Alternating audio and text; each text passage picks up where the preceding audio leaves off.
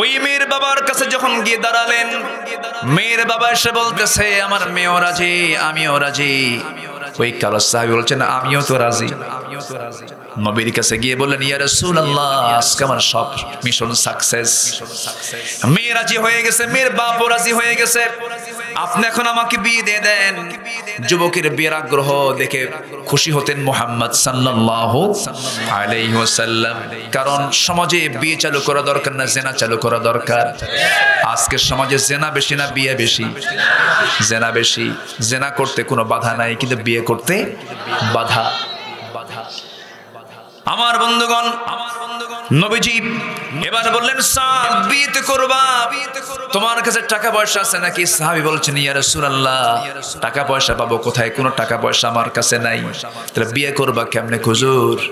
আপনি যখন বিয়ের সব দায়িত্ব পালন করলেন, টাকাটা আপনিই দেন, আমি বিয়ে করি। রাসূল বললেন ঠিক আছে সাহাবী, আমার এতেও কোনো কষ্ট আমি পাচ্ছি না। ও ওসমান, তুমি 200 দিরহাম দাও। ও নোমান, তুমি 200 দিরহাম দাও। 400 দিরহাম তিনি কালেকশন করলেন, সংগ্রহ করে বললেন যাও সাদ, বিয়ের বাজার করে আসো, আগামীকালকে বিয়ে তোমার, যাও। বিয়ের বাজার করতে গেছেন, বিয়ের বাজার শুরু করেছেন, এমন সময় এক সাহাবী এসে বলছে ও সাদ, তুমি কি জানো জিহাদের ডাক কিন্তু চলে আসছে? তিনি কিছুক্ষণ চোখটা মাটির দিকে রাখলেন, মনে মনে চিন্তা করলেন বিয়ের পিড়িতে বারবার আমি বসতে পারবো, সুযোগ পেতে পারি, কিন্তু জিহাদের যে ডাক এসেছে এই ডাকটা আমার জীবনে নাও আসতে পারে। তিনি করলেন কি, বিয়ের বাজারটা টোটাল বন্ধ করলেন, ঘোড়া কিনলেন, তরবারি কিনলেন, ঘোড়া তরবারি কিনে যুদ্ধে ঝাঁপিয়ে পড়লেন। যুদ্ধ করতে করতে সাদ দুনিয়া থেকে বিদায় নিলেন। নবীর কানে সংবাদ গেল হুজুর সাদ তো দুনিয়া থেকে বিদায় নিয়েছে। আমার নবীজি বলছেন কোন সাদ বলো তো হুজুর? যে সাদের বিয়ের কথা গতকালকে ছিল। সঙ্গে সঙ্গে আমার নবীজি দৌড় মেরে তাকে দেখার জন্য গেলেন, যে দেখেন হাত কাটা, পা কাটা, মস্তকটা বিচ্ছিন্ন অবস্থায় পড়ে আছে। সঙ্গে সঙ্গে আমার নবীজি তার চেহারার চুলগুলো সুন্দর করে ঠিকঠাক করে দিলেন, আর চেহারার দিকে তাকায় একবার মুস্কি মুস্কি হাসি মারেন, একবার কান্নায় ভেঙে পড়েন। নবীজির এমন আচরণ দেখে সাহাবীরা বলছেন ইয়া রাসূলুল্লাহ, আপনি এমন করে একবার হাসেন একবার কাঁদেন, কারণটা কি? রাসূল বলছেন ও আমার সাহাবীরা, আমি কান্না করছি এই জন্য আমি সাদের সব আয়োজন সম্পূর্ণ করলাম, বিয়ে করে ফেলবে, কিন্তু আমার সাদের এমন নসিব জাগতিক জীবনে সে একটা নারীকে কাছে পেতে পেল না, বিয়ে করতে পারলো না, এই জন্য আমি কাঁদতেছি, আফসোস করতেছি আর কাঁদতেছি, আর আমি মুস্কি মুস্কি হাসতেছি, এই জন্য আমি আমার নবুয়তি চোখে দেখতে পেতেছি আমার সাদকে জান্নাতের হুররা তাকে টানাটানি করে বেহেশতের দিকে নিয়ে চলে যেতেছে।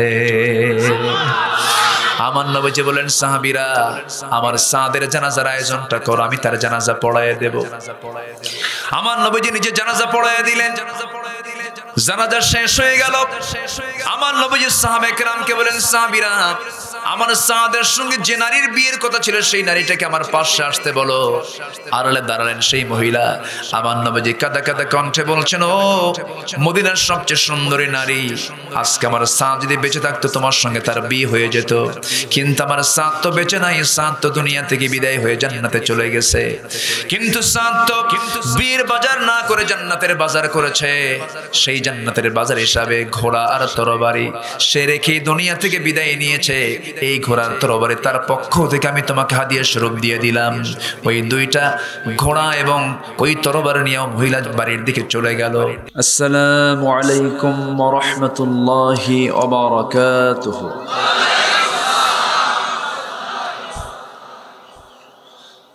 إن الحمد لله الأكرم الذي خلق الإنسان وكرم وعلمه من البيان ما لم يعلم، فسبحان الذي لا يحيي باللسان ولا بالقلم،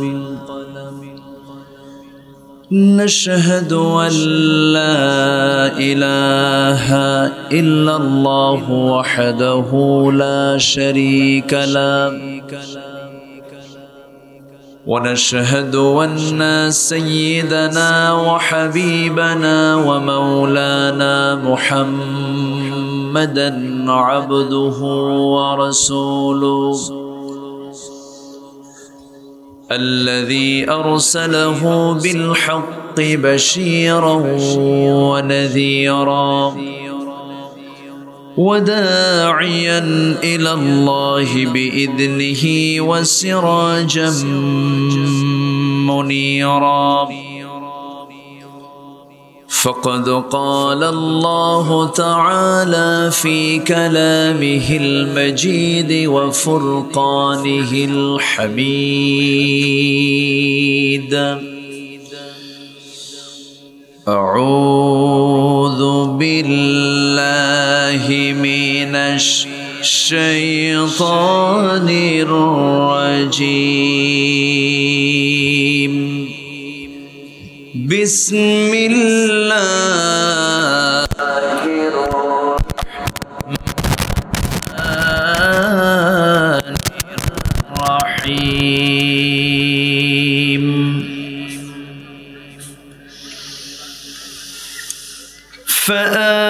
فآمنوا بالله ورسوله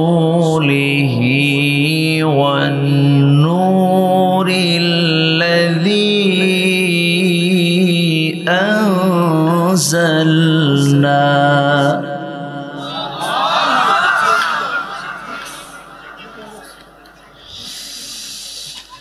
والله بما تعملون خبير.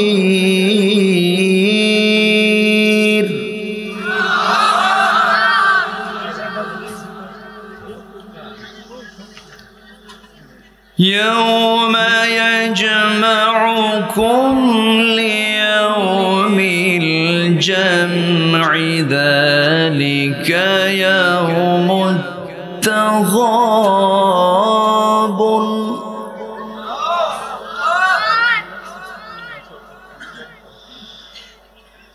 ومن يؤمن بالله ويعمل صالحا يكفر عنه سيئاته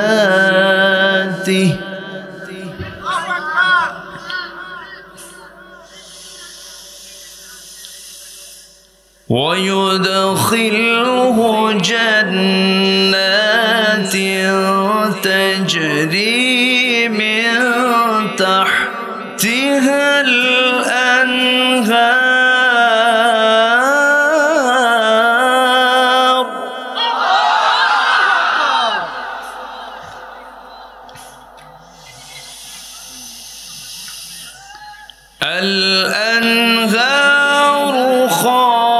خالدين فيها أبدا ذلك الفوز العظيم.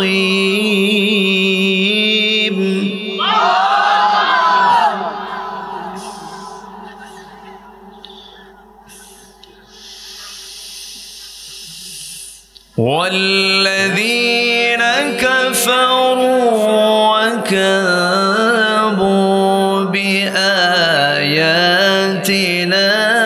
أولئك أصحاب النار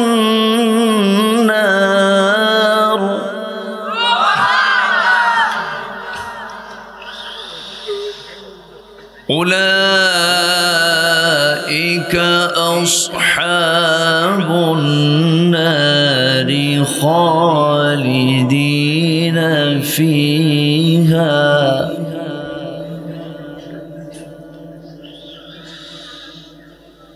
وبئس المصير.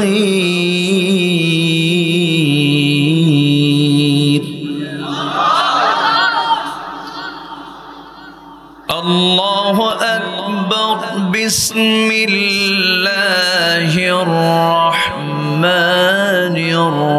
الرحيم.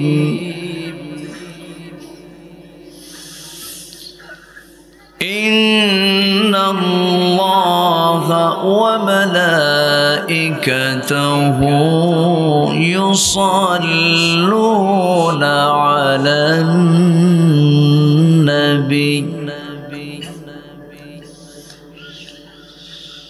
يا أيها الذين آمنوا صلوا عليه وسلموا تسليما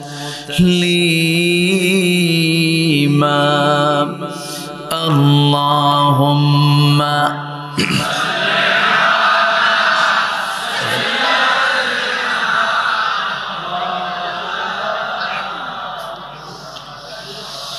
وعلى آله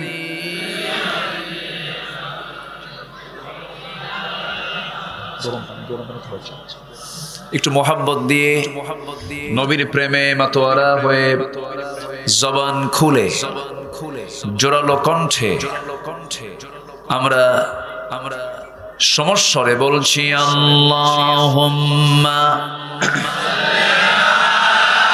যা আছে তাই দেন, গরম পানি হলে হবে, চা হলেও হবে।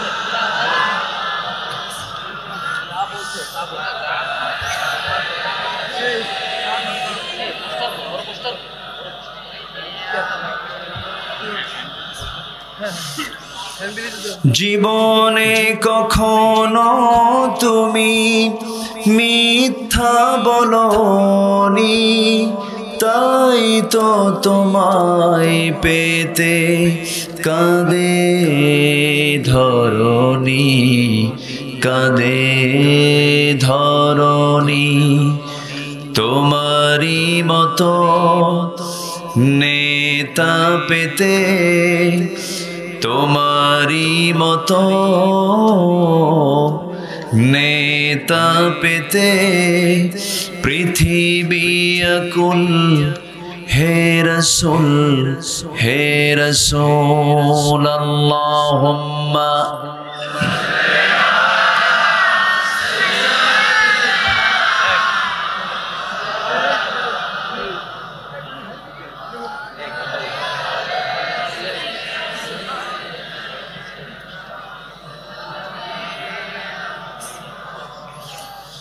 সবাই বলুন বালাগাল উলা বিকামালিহি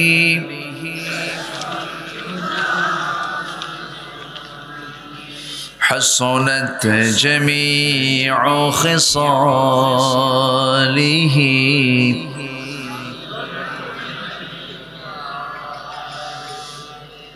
সূরতে ইউসুফ বিদারি হিকমতে লুকমান মা কারিয়ে কুরআন বারি ये है दिले सादे माने मा बलगल उला।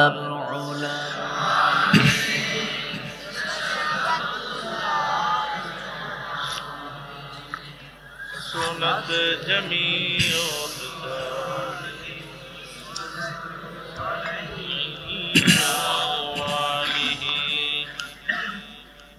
সম্মানিত হাজিরিন, আমি সেখান থেকেই কথা বলতে চাচ্ছি যেখান থেকে আমি তেলাওয়াত দিয়ে শুরু করেছি।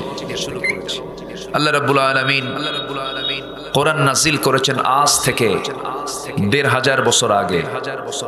কত হাজার বছর আগে বলেন তো? ১৫০০ বছর আগে। আজ পর্যন্ত কোরআনে কারীমের চুল পরিমাণ কোনো ভুল অথবা অসংলগ্ন অথবা মানব জীবনের জন্য ক্ষতিকর, অকল্যাণকর এমন কি কোনো তথ্য কেউ প্রমাণ করতে পেরেছে? আসতে বলবেন না, পেরেছে? পারেনি। মনে হয় পারবে সামনে। কেউ কি পারবে? পারবে না, কারণ যিনি কোরআন নাজিল করেছেন তিনি হচ্ছেন আকাশের মালিক। আকাশ কি দুর্বল মনে হয়? সূর্য কি তাপ পুরাতন পুরাতন মনে হয়? সূর্য যার, আকাশ তার। সূর্য যিনি বানিয়েছেন, আকাশ যিনি বানিয়েছেন, তিনি কোরআন নাজিল করেছেন। সূর্য কি দুর্বল কিছু?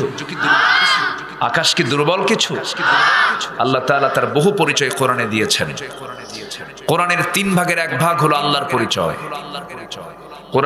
কোরআনের ৩ ভাগের ১ ভাগ কার পরিচয়?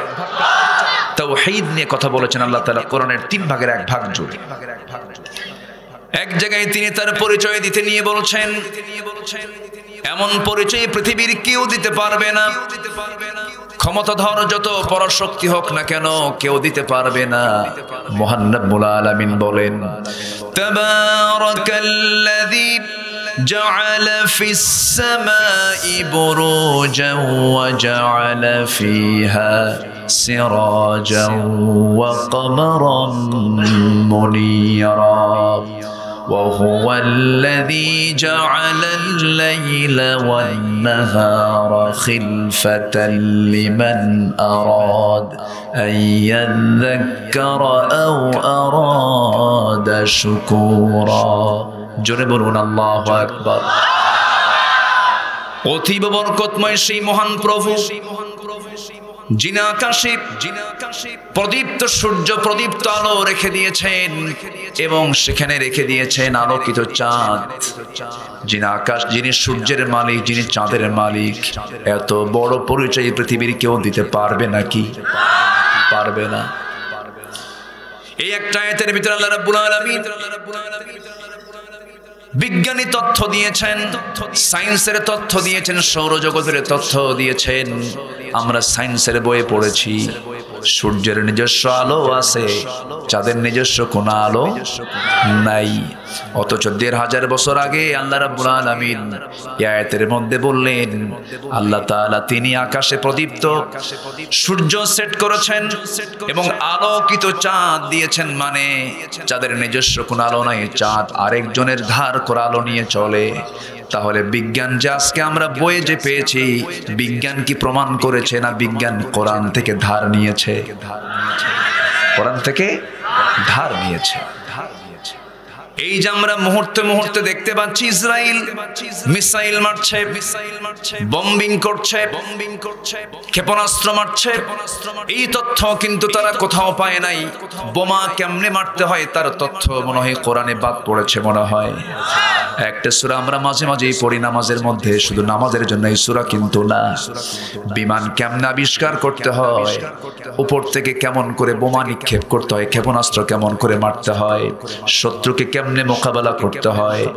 সূরাতুল ফিলের ভিতরে আল্লাহ রাব্বুল আলামিন বলেন, যারা পারেন ঠোঁট মিলিয়ে বলেন, আলাম তারা কাইফা ফাআলা রাব্বুকা বিআসহাবিল ফিল আলাম ইয়াজআল কাইদাহুম ফি তাদলিল ওয়া আরসালা আলাইহিম তায়রান আবাবিল ترميهم بحجارة من سجيل فجعلهم كعصف مأكول জোরে বলুন আল্লাহু আকবার। আমার নবীর জন্ম হয় নাই, জন্মের বেশ কিছু আগে মুসলমানদের প্রথম ঘর, এই পৃথিবীর প্রথম ঘর কার ঘর? সেই ঘরটার নাম কি বলেন? কাবা। ইন্না আউওয়ালা বাইতি উদিআ লিন-নাসি লাল্লাযী বিবাক্কা। প্রথম ঘর হলো কাবা। এই কাবাকে ভাঙতে এসেছিল নবীর জন্মের আগে ইয়েমেনের বাদশা আবরাহা। কাবা ভাঙার জন্য সে রওনা দিয়েছিল। এসেই প্রথমে হামলা না করে সে অপহরণ করলো মুসলিম সেই সময়ের কুরাইশ নেতাদের উটগুলো অপহরণ করে নিয়ে চলে গেছে। কিছুক্ষণ পর এসে তারা কুরাইশ নেতাদের সঙ্গে বৈঠক করে বলতেছে, তোমাদের ঘর কাবাকে আমরা ভাঙতে আসছি। আমাদের রাজা, আমাদের সম্রাট আবরাহা ইয়েমেনে একটা ঘর বানাবে, সেখানকে কেন্দ্র করে সবাই সেখানে যাবে। তোমার মন্তব্য কি? আমার নবীর দাদা আব্দুল মুত্তালিব এই কথা শুনেই বলছেন, তোমরা যে ঘর ভাঙতে আসছো সেই ঘরটা আমাদের নয়, সেই ঘরটা আমাদের কারণে আমরা কেউ বানাই নাই। যিনি ঘর বানিয়েছেন তিনি ঘরটা হেফাজত করবেন। আমরা হলাম উটের মালিক, আমার কিছু উট তুমি নিয়েছো, উটগুলো আমাকে ফেরত দাও। তারা হাসে আর মনে মনে চিন্তা করে অস্তিত্ব বিলীন হয়ে যাচ্ছে আর ও উটের সন্ধান নিচ্ছে। এইদিকে আব্দুল মুত্তালিব কাবার গিলাফটা ধরলেন, চোখের পানি ফেলে ফেলে বলছেন, ও আল্লাহ, ও কাবার মালিক, আমাদের সেই রকম ম্যান পাওয়ার নাই, শক্তি সামর্থ্য নাই, সামরিক কোন অস্ত্র নাই, একটা রাষ্ট্রীয় শক্তির বিরুদ্ধে মোকাবেলা করবো। আমরা গোত্রীয় মানুষ, আমরা কুরাইশ গোত্রের মানুষ, আমরা এই মোকাবেলা করার মতো সেই সক্ষমতা রাখি না। আল্লাহ, যেহেতু তুমি আল্লাহ, তুমি এই ঘরের মালিক, মেহেরবানি করে তোমার কাছে প্রার্থনা করছি, তোমার ঘর তুমি আল্লাহ হেফাজত করো। আল্লাহর দরবারে দোয়া মঞ্জুর হয়ে গেছে। আল্লাহ কি করলেন? আবাবিল নামক বিমান পাঠালেন। সেই বিমানটা কোনো প্যাসেঞ্জার বিমান নয়, কোনো যাত্রী বিমান ছিল না, সেটা ছিল যুদ্ধ বিমান। সেই বিমানের মধ্যে কোনো প্যাসেঞ্জার ছিল না, 2টা করে বোমা ছিল। বিমানটার নামও বলে দিয়েছেন, আবার বোমাটার নামও বলে দিয়েছেন। সেই বোমার নাম হলো তারমিহিম বিহিজারাতিম মিন সিজিল। সিজিল নামক বোমা উপর থেকে মারা হলো, নিক্ষেপ করা হলো। সবগুলোকে আল্লাহ রাব্বুল আলামিন মাকুল, চিবানো ভুসির ন্যায়, গাভীর একটা গরুর মুখের ভিতরে যখন সে ঘাস নিয়ে বারবার চাবাতে থাকে, চাবায়া চাবায়া যখন ওই ঘাসটা যদি ফেলে দেয় যেমনটা অবস্থা হয়, আল্লাহ রাব্বুল আলামিন বলছেন, যারা আমার ঘরকে ভাঙতে এসেছিল আমি তাদেরকে চিবানো ভুসির নাই, তাদেরকে নাস্তানাবুদ করে দিয়েছি। তাহলে ইসরাফিলের ভিতরে শত্রুকে মোকাবেলা করার জন্য যে সিস্টেম পদ্ধতি, কেমন করে আক্রমণ করতে হয়, সেই সিস্টেম আছে না নাই? আসতে বলবেন না, আছে না নাই? তাহলে কি শুধু মনে হয় কোরআন শুধু নামাজের কিতাব? বলে শুধু নামাজের কিতাব?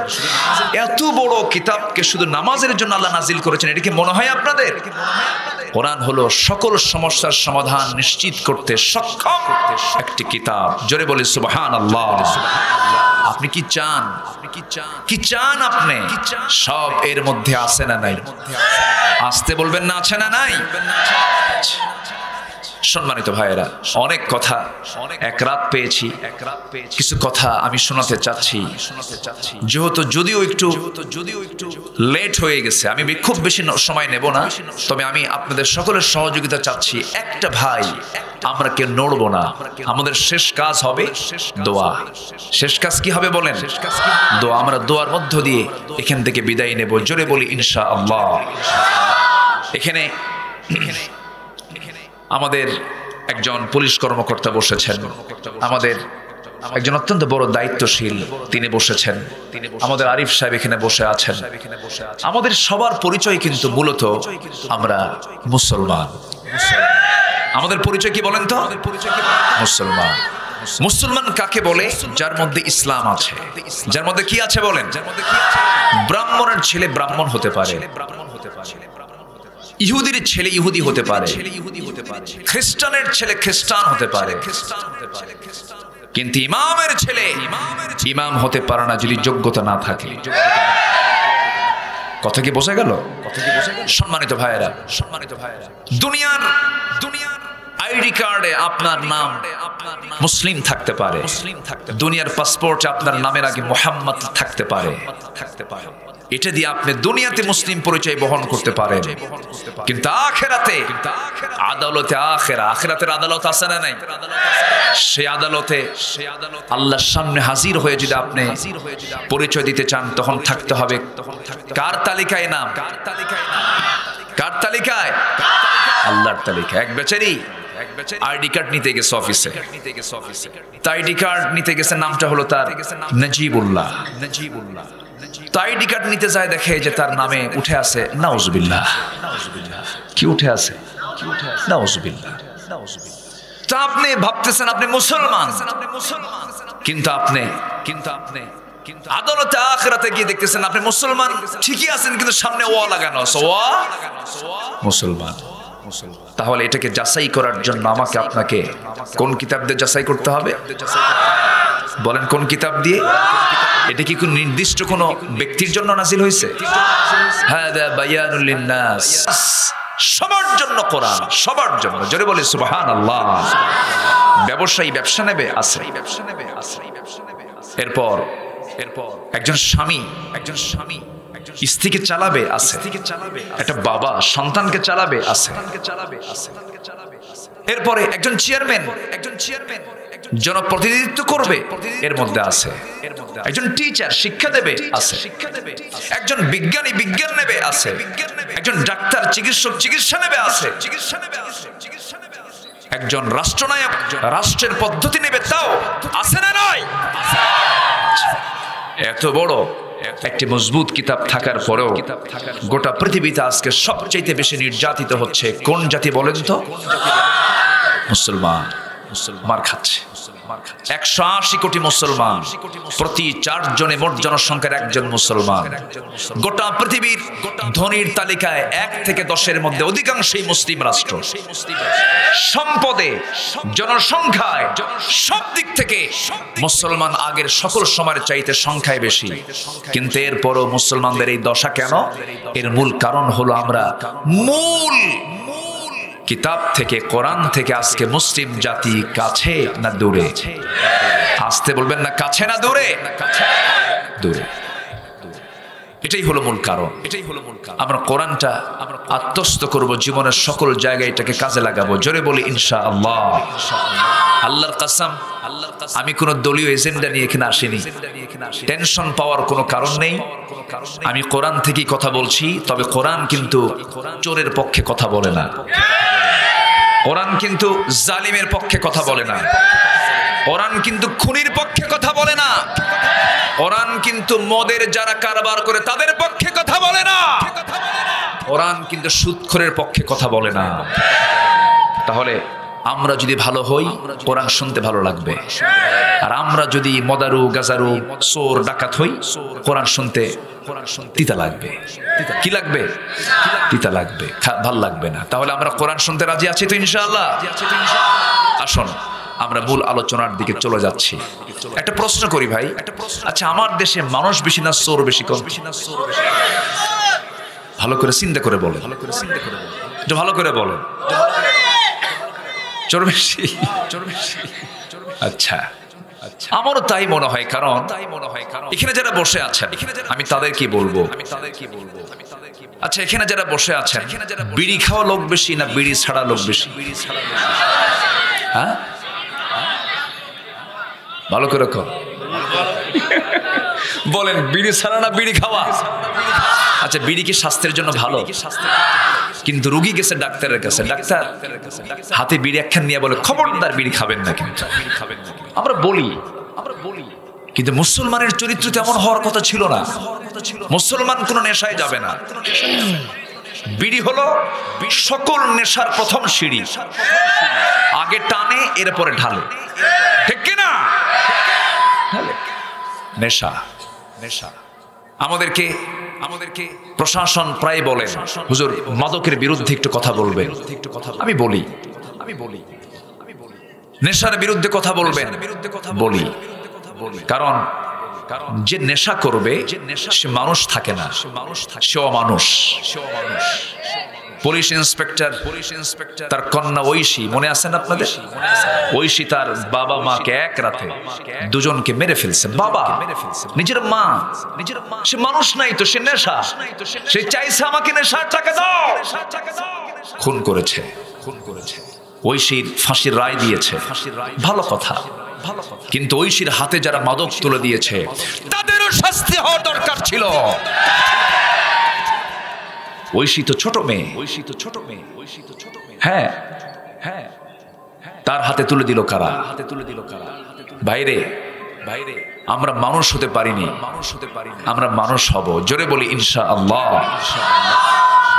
নিজের বিবেককে প্রশ্ন করলে আমার চেয়ে বড় আসামি আর কাউকে খুঁজে পাই না। নিজকে প্রশ্ন করলে, নিজের দোষ খুঁজলে পৃথিবীর কারো দোষ খোঁজার সময় আমার থাকে না। আমি তো নিজে অনেক দোষী, আমি মানুষের দোষ খুঁজবো কখন? কিন্তু আজ আমরা নিজের দোষ খুঁজি না অন্যের দোষ খুঁজি? বলেন বলেন বলেন বলেন। নিজের দোষ না খুঁজে অন্যের দোষ খুঁজে বেড়াই।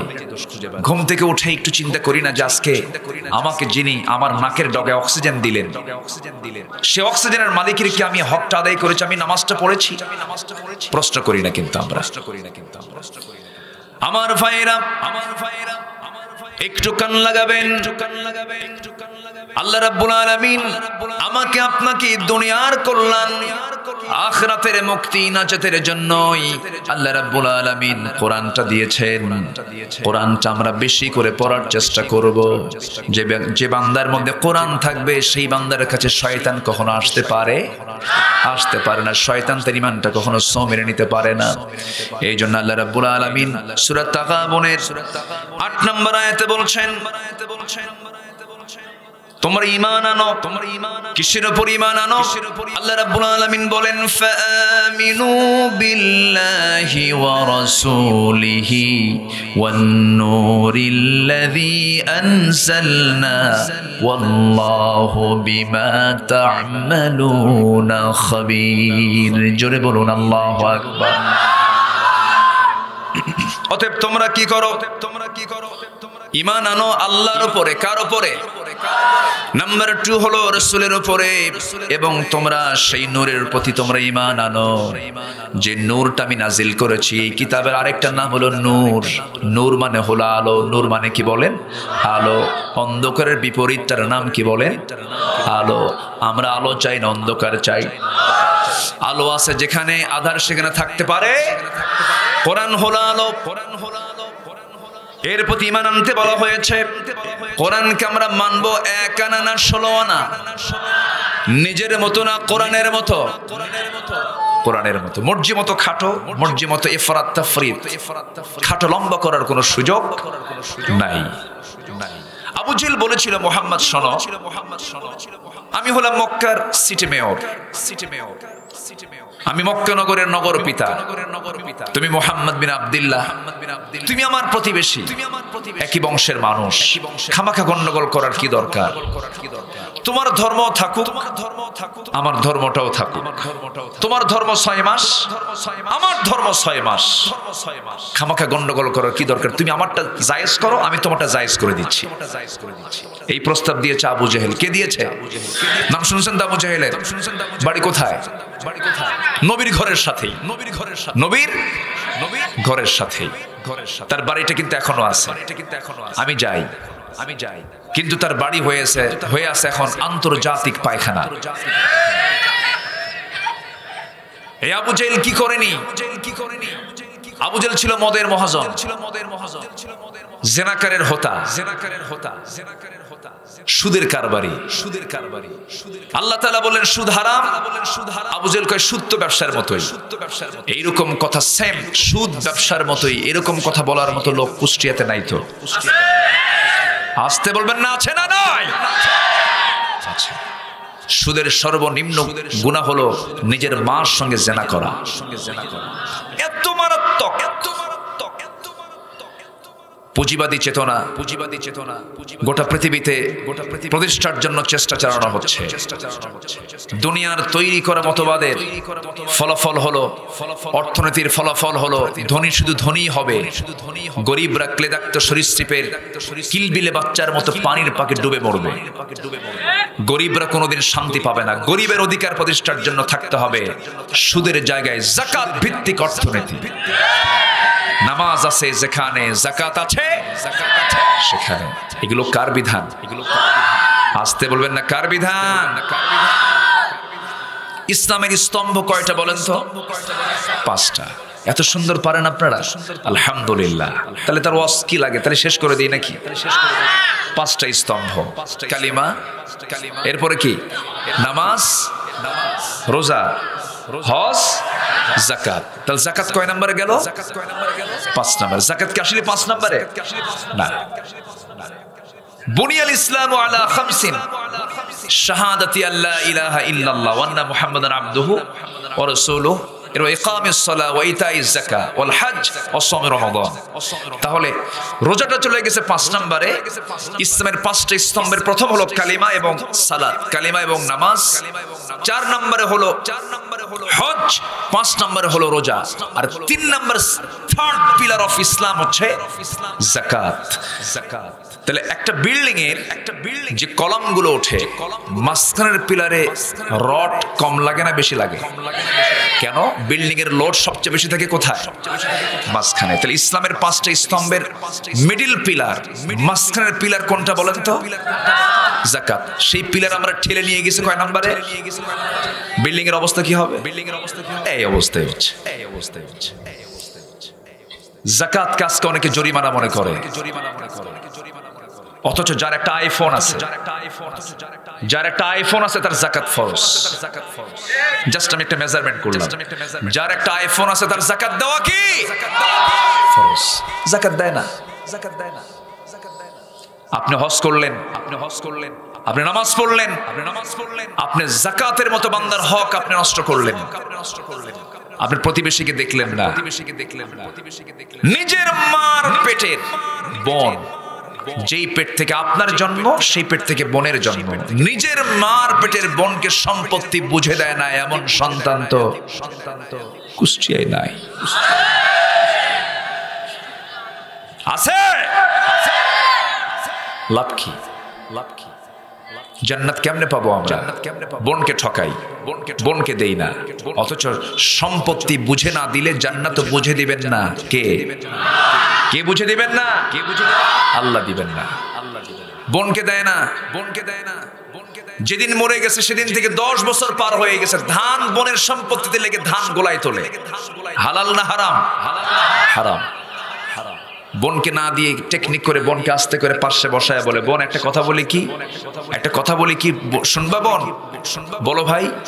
অংশ নিলে কিন্তু ধ্বংস হয়। দেখছেন কি ফতুয়াটা দিলেন? অংশ নিলে কি হয়? ধ্বংস হয়। তাহলে এগুলো কি ইমানদারের লক্ষণ? আস্তে ইমানদারের লক্ষণ। যাবেন? জি, আমি দোয়া করি আপনার জন্য, আল্লাহ তাআলা আমার মুরব্বিকে দ্বীনের জন্য কবুল করুন, কোরআনের জন্য কবুল করুন। ওনারা শতব্যস্ত মানুষ। জি ঠিক আছে, শতব্যস্ত মানুষ, তিনি বিদায় নিচ্ছেন।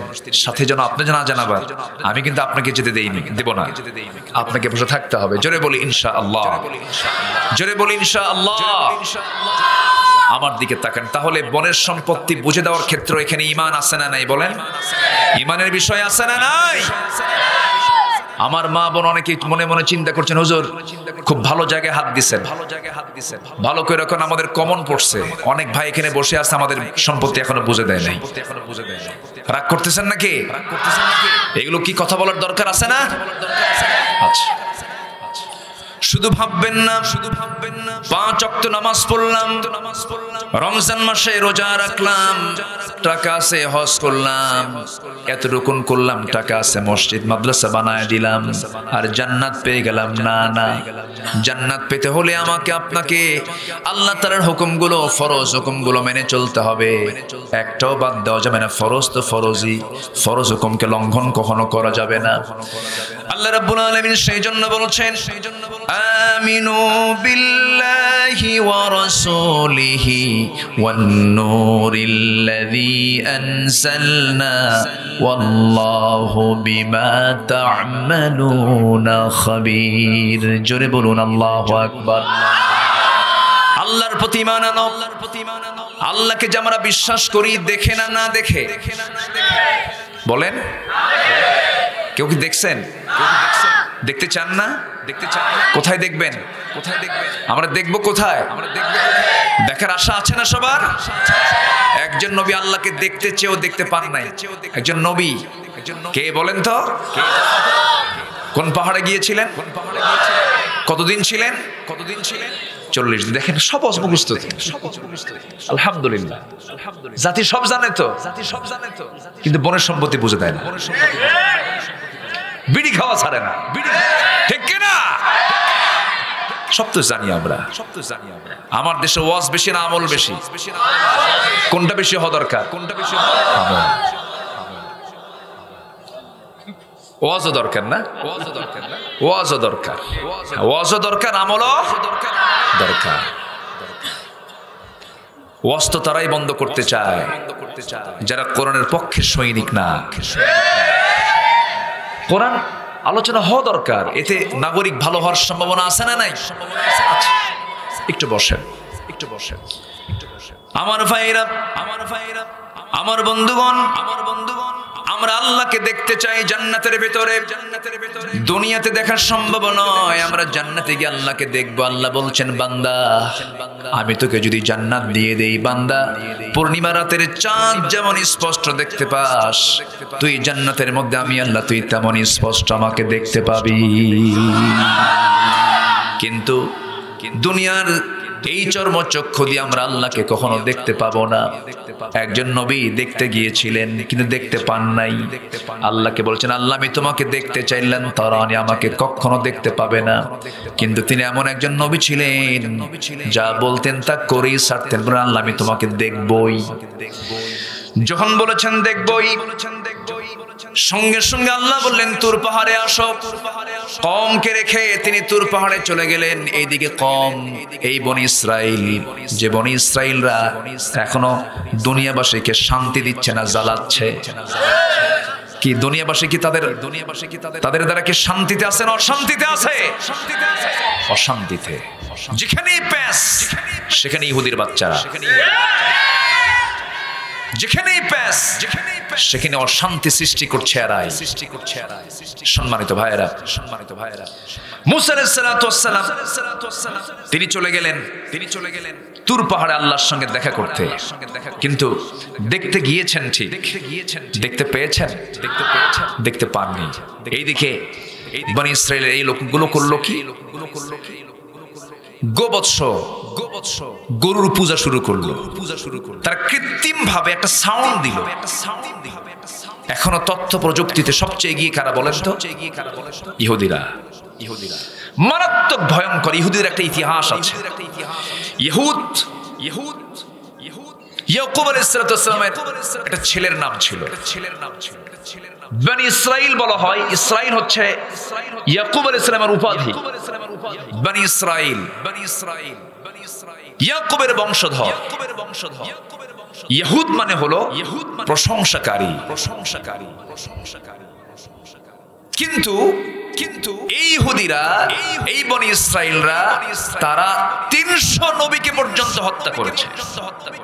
কত নবী বলেন? 300 নবী। তাফসীরে এসেছে যারা নবীকে হত্যা করে, আমার নবীর খাবারের ভিতরে বিষ মিশ্রণ করেছে। এবং বদর, উহুদ, খন্দক সহ বড় বড় যুদ্ধের মূল কিরণক ছিল হলো ইহুদির বাচ্চারা। সেই ইহুদি আমাদের বন্ধু হতে পারে, এটা কি মনে হয় আপনাদের? আসতে বলবেন না, মনে হয়। এই বনি ইসরাইলকে মোকাবেলা করার জন্য এদের নেতা দাজ্জাল শেষ জামানায় আসবে। এই দাজ্জালকে মোকাবেলা করবেন ঈসা আলাইহিস সালাতু ওয়াস সালাম। তিনি আসবেন। ফিলিস্তিনি হবে ইসরাইলদের কবর। আল্লাহু আকবার বলেন। এটা আমার কথা নয়, বলেছেন মুহাম্মদ সাল্লাল্লাহু আলাইহি ওয়াসাল্লাম। এবং এদের বিরুদ্ধে পাথর এবং গাছ পর্যন্ত সাক্ষ্য দেবে। পাথরের জবান আল্লাহ খুলে দিবেন, গাছের জবান খুলে যাবে। তারা বলবে, এই যে ইহুদি এখানে লুকায় আছে, ধর। তবে একটা গাছ, যে গাছের আবাদ এখন ইসরাইলরা করছে, সেটা হলো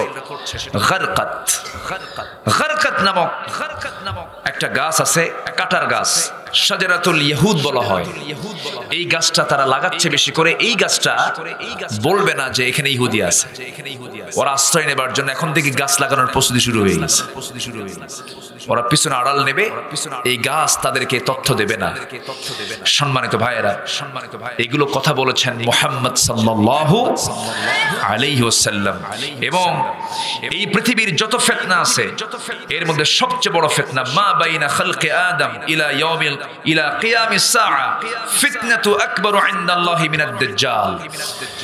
যত ফিতনা আছে এর মধ্যে সবচেয়ে বড় ফিতনা হলো দাজ্জাল। এই দাজ্জালকে চেনার কিছু আলামত আছে, 10-12টা আলামত আলোচনার ফাঁকে আমি বলবো। আমাকে সময় দেবেন তো ইনশাআল্লাহ? সম্মানিত ভাইয়েরা, কি হবে মঞ্চ থেকে লোক যে একে একে সবাই চলে যাচ্ছে, আমি আর স্যার শুধু আছি পড়ে। ও আপনি আছেন, দেখে না আসেন। আলহামদুলিল্লাহ, অনেকে বিভিন্ন কাজে আছেন, সমস্যা নাই। না না, ভয় কিসের? সাথে আছেন কে আমাদের? মার পেটে কয়জন ছিলাম? যমজ ভাই থাকলে নয় সাথে, তাও তো জানতাম না। রুহের জগতেও তো আমরা ছিলাম একাকী, একাকী বলা চলে। আবার কবরে যাব কয়জন? আসতে বলবেন না, কয়জন যাব? একজন। দিন শেষে আমার বন্ধু কেউ না, দিন শেষে আমার বন্ধু কে? আল্লাহ। একটু কান লাগান, মনোযোগ দিয়ে শোনার চেষ্টা করুন। সে আল্লাহকে আমরা দুনিয়াতে দেখতে পাবো না, আল্লাহকে আমরা জান্নাতের মধ্যে দেখতে পাবো। কিন্তু আল্লাহ তাআলা তিনি কোথায় আছেন, এই ইলমটা আমাদের থাকা দরকার। আমাদের সবচেয়ে বড় বন্ধু হচ্ছেন আল্লাহ তাআলা। সে আল্লাহ আছেন কোথায়? ডানে বামে, নিচে না উপরে? শুধু উপরে না, সবচেয়ে উপরে। সাব্বিহিসমা রাব্বিকাল আ'লা, সবচাইতে উপরে যিনি, তিনি আমার কে বলেন? আল্লাহ তাআলা। সে আল্লাহ তাআলা এত উপরে, তার আরশে আজিমটা শুধু এই আকাশ নয়, দ্বিতীয় আকাশ নয়, তৃতীয় আকাশ নয়, চতুর্থ আকাশ নয়, 7টা আসমানের উপর আমার আল্লাহ তাআলার আরশে আজিম। আল্লাহ তাআলা বলছেন, বান্দা তুই আমার পছন্দের মতো যদি কাজ করতে পারিস, আমি তোকে সেই দিন, যেদিন কোনো ছায়া থাকবে না আমার আরশের ছায়া ছাড়া, সে আরশের ছায়া আমি তোকে জায়গা দিয়ে দেব। আমার বন্ধুগণ, সে আরশে আজিমের ছায়া কি সবাই নিতে চায় নাকি? সে আরশে আজিমের ছায়া আপনি নেবেন কেমনে? কিছু আমল তো আমাকে আপনাকে শিখতে হবে। কিন্তু সে আরশে আজিমটা কোথায় আমাদের আগে জানা দরকার। আমরা যেখানে বসে আছি এটা হলো বাংলাদেশের কুষ্টিয়া জেলার তালবাড়ি হাই স্কুল ময়দানে আমরা বসে আছি। আমরা যখন চোখটা খুলে যখন রাতের বেলা যখন তাকাই, একটা চাঁদ দেখতে পাই, তারকাগুলো দেখতে পাই, এর পিছনে আমরা আকাশ দেখতে পাই। দিনের বেলা প্রদীপ্ত সূর্য দেখতে পাই। এই সূর্য পৃথিবী থেকে 13 লক্ষ গুণ বড়। ওই সূর্য থেকে আবার যে মিটি মিটি করে জোনাকির মতো জ্বলা তারকাগুলো, এই সূর্যের চাইতে ছোট না বড়? শুধু বড় না, অনেক বড়। বেটেল জুইস নামে একটা তারকা আছে, যে তারকা সূর্যের চাইতে 33 কোটি গুণ বড়। এত আস্তে সুবহানাল্লাহ বললেন আপনারা? তারকা কি ছোট হয়ে গেছে নাকি? সূর্যের চাইতে একটা তারকা 33 কোটি গুণ বড়। আল্লাহু আকবার।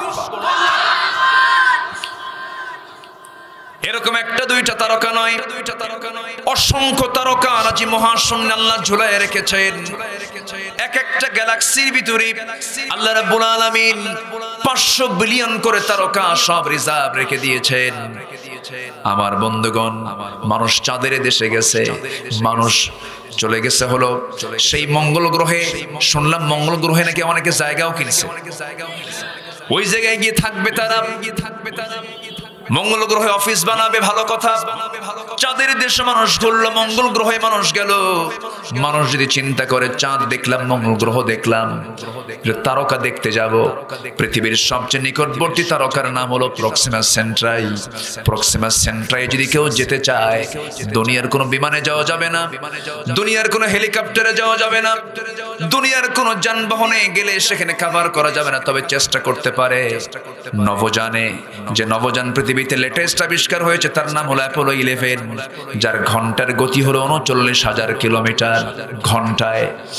39,000 কিলোমিটারের বেগে যদি পার আওয়ার যদি সে রওনা দেয়, এই গতিতে চলতে চলতে সেই পৃথিবীর সবচেয়ে নিকটবর্তী তারকার দেশে তারা যেতে সময় লেগে যাবে 1,15,000 বছর মাত্র।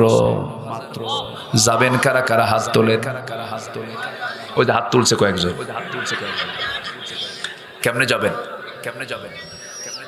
কেমনে যাবেন? কিভাবে সম্ভব? অথচ আল্লাহ রাব্বুল আলামিন বলছেন, বান্দা এমন কিছু কাজ তুই করবি, আমি তো কি আমার স্পেশাল ফ্লাইটে করে আমার আরশে আজিমের ছায়া তোকে ছায়া দিয়ে দেব। সে কাজগুলো আমরা করব না? এর মধ্যে 1 নাম্বার কাজ হলো 7টা কাজ। এর মধ্যে 1 নাম্বার কাজ হলো যে যুবকটা তার যৌবনকালটি ইবাদতে কাটায়া দিছে, গাঁজা খায় নাই, মদ খায় নাই, নোংরামি করে নাই, গার্লস স্কুলের সামনে যায় এতিমের মতো বসে থাকে, এমন কিছু সন্তান কুষ্টিয়ায় নাই মনে হয়? আছে? ওর থাকার কথা বয়েজ স্কুলে না গার্লস স্কুলে? বয়েজ। অথচ চলে গেছে গার্লস স্কুলের সামনে, ক্লাস নাই, এতিমের মতো বসে থাকে, এতিমের মতো। মনে বাপও নাই, বাও নাই। মেয়েটা বের হয়, আমি কি শেষ করে দেব? ওঠে কেন? এই বসে বসে বসে। আপনার যদি এখানে বসে যদি আপনি মজা না পান, তৃপ্তি যদি না পান, তাহলে ভাবতে হবে শয়তান আপনাকে ওয়াসওয়াসা দিচ্ছে। এটা নিশ্চিত আমি বলবো, নিশ্চিত বলবো আমি। রাত ৩টায় বিশ্বকাপ খেলা, ২টার দিকে ঘুম থেকে উঠে নামাজে সেজদা দিয়ে আল্লাহ আমার দল যেন জিতে।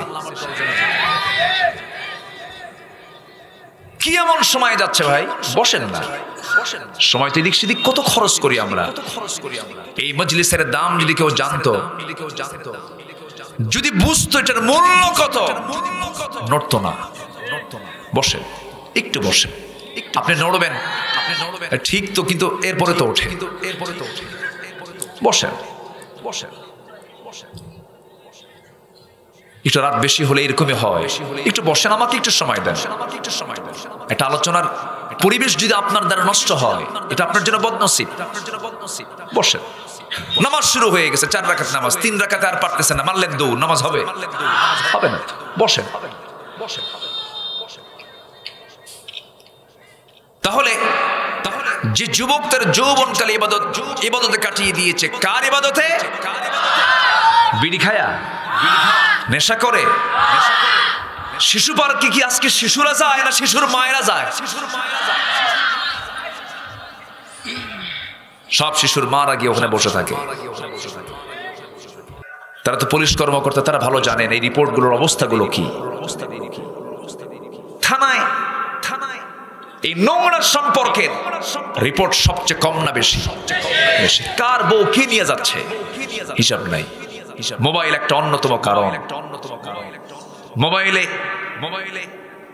তুমি কাজ করছো, মেসেঞ্জার, হোয়াটসঅ্যাপ, ইমো, যা করছো তুমি করছো, তোমাকে দেখছেন কে? আল্লাহ তাআলা। শোনেন, আপনি আবার কোন দিক থেকে আসলেন? সম্মানিত ভাইয়েরা, কি যে হয়েছে এখন এই প্রযুক্তির, কেউ আর দোয়া চায় না, বুঝলেন?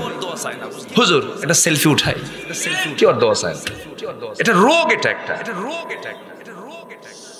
থাকতে হবে মোবাইলে না হৃদয়ে? কোথায় থাকতে হবে? হৃদয়। কেমন যেন মানুষ, কেমন যেন একটা মানে প্রযুক্তি নির্ভর, এত প্রযুক্তি নির্ভর না। ডিভাইসকে সন্তানের হাতে তুলে দিবেন, সন্তান শেষ হয়ে যাবে।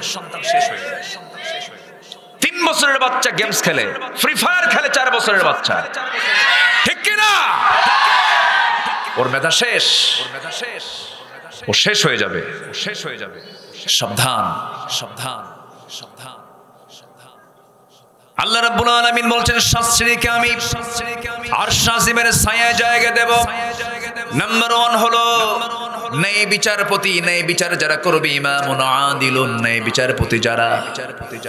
নাম্বার 2 হলো শাবুন নাশায়া ফি ইবাদাতিল্লাহ, ওই সমস্ত যুবককে যারা তারা যৌবনকালে নোংরা প্রেম করে নাই, নেশা করে নাই, খারাপ বন্ধুর সঙ্গে চলাফেরা করে নাই, আজান হয়ে গেছে, সব কাজ ফেলে সেজদায় পড়ে গেছে। আল্লাহ বলছেন কোন যুবক যখন তার টকবগে রক্ত নিয়া হারাম কাজকে বর্জন করে আমাকে খুশি করার জন্য সেজদায় পড়ে কাঁদে, আমি তার জন্য জেনে রেখে দিও আরশ আজিমের ছায়া আমি তাকে জায়গা দিয়ে দেব।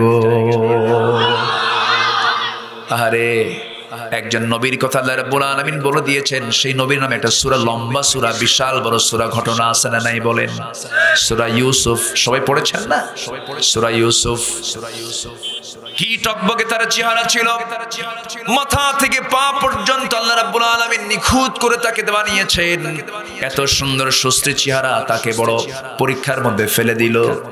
এত সুন্দর চেহারা দেখে তৎকালীন দুনিয়ার সবচেয়ে সুন্দরী নারী, টপ সুন্দরী নারী তার জন্য পাগল হয়ে গেছে। লম্বা কথা শর্ট করে বলছি আমি, শেষ পর্যন্ত তাকে টার্গেট করে ঘরের মধ্যে পর্যন্ত তুলে ফেলেছে, দরজার সবগুলো লক দিয়ে ফেলেছে, ঘরের মধ্যে তুলে নিয়া ওই নারী করলো কি, মাথা থেকে পা পর্যন্ত ডেকোরেট করে সৌন্দর্য সব কিছু ডিসপ্লে করে এই সুন্দর পুরুষের সামনে উপস্থাপন করে বলছি, ইউসুফ একটাবার তুমি আমার দিকে তাকাও, আমি তোমার জন্য কেন পাগল হয়েছি, তুমি দারুণ সুন্দর।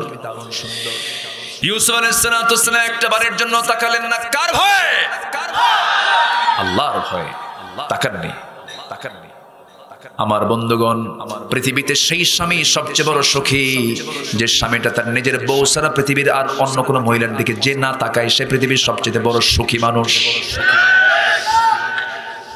যে স্ত্রী তার স্বামীর চেহারা ছাড়া পৃথিবীর কোনো পুরুষের দিকে তাকায় না, সে সবচেয়ে সুখী স্ত্রী। কিন্তু আজকের যুবকরা একটু বউটা কালো হয়েছে 3 দিন পরে কান্দার বলে কি বিয়ে করলাম, বউটা কালো, সুমনের বউ দেখতে কত সুন্দর, দেখেন নজর গেছে কোথায়। আছে না নাই? কষ্ট পাচ্ছে যুবকরা। আমার ভাইয়েরা, ইউসুফ আলাইহিস সালাতু ওয়াস সালাম একটাবারের জন্য তাকালেন না। শেষ পর্যন্ত জুলাইখা তাফসীর ইবনে কাসির সহ অধিকাংশ তাফসীর এসেছে জুলাইখা চুলের খোপাটা ছেড়ে দিল, কাপড়ের একটা করে পাটটা খুলতে লাগলো, সামনের দিকে সে ঝুঁকতে লাগলো।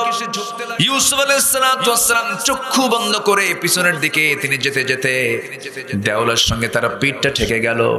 ভয়ে থরথর করে কাঁপতে কাঁপতে চোখে তার পানি চলে এলো। আল্লাহ, এত বড় বিপদ থেকে তুমি আল্লাহ আমাকে বাঁচাও। ওয়াল্লাযীনা জাহাদু ফিনা লানাহদিয়ান্নাহুম সুবুলানা। আল্লাহ বলছেন যে আমার পথে আসার জন্য চেষ্টা করে আমি তার জন্য সুবুল সাবিলের বহু বচন, আমি তার জন্য একটা রাস্তা নয় সুবুল অসংখ্য রাস্তা আমি তার জন্য খুলে খুলে দেই। হারাম চাকরি ছেড়ে দিবেন, অসংখ্য হালাল চাকরি সুযোগ দিয়ে দিবেন কে? হারাম সম্পর্ক বাদ দিবেন, বিয়ে করবেন, বরকত দিবেন কে? প্রশ্ন করে হুজুর, আমাকে সেদিন প্রশ্ন করছে ফোনে একজন, 2 বছর ধরে একটা মেয়ের সঙ্গে আমার প্রেম হুজুর, সে মেয়েটা আমার সঙ্গে প্রেম করলো, আমিও তার সঙ্গে প্রেম করলাম, 2 বছরের মাথায় সে আমাকে ফাঁকি দিয়ে চলে গেছে, হুজুর ওর কি গুনাহ হবে না? আমার প্রশ্ন করতেছে। বললাম তুই আমার কাছে আয়। আপনি যাবেন কোথায়? আরেকটা প্রশ্ন সেদিন করছে একজন মঞ্চে, হুজুর আমার গার্লফ্রেন্ড যদি ফজরের সময় ডাক দেয়, একটু ফোন দিয়ে ডেকে দেয়, এতে কি গুনাহ হবে? তোর গার্লফ্রেন্ড ডাকবে কেন? এই হচ্ছে আজকের সমাজের হাল চিত্র। গার্লফ্রেন্ড একজন হবে, সে হচ্ছে স্ত্রী। সে কি বলেন? স্ত্রী। বিএফ জিএফ ইসলামে কোনো পরিভাষা? ক্লিয়ার কথা। নোংরামি করবা না, সোজা বিয়ের সময় হবে বলবা, আব্বাকে গিয়ে বুক উঁচু করে বলবা আব্বা নামাজ পড়ি বিয়ে করাও। কিন্তু কিছু বেকুব বাপ আছে, ছেলে বড় হয়েছে সেদিকে তাকায় না, দেখছেন কি যুবকদের অবস্থা?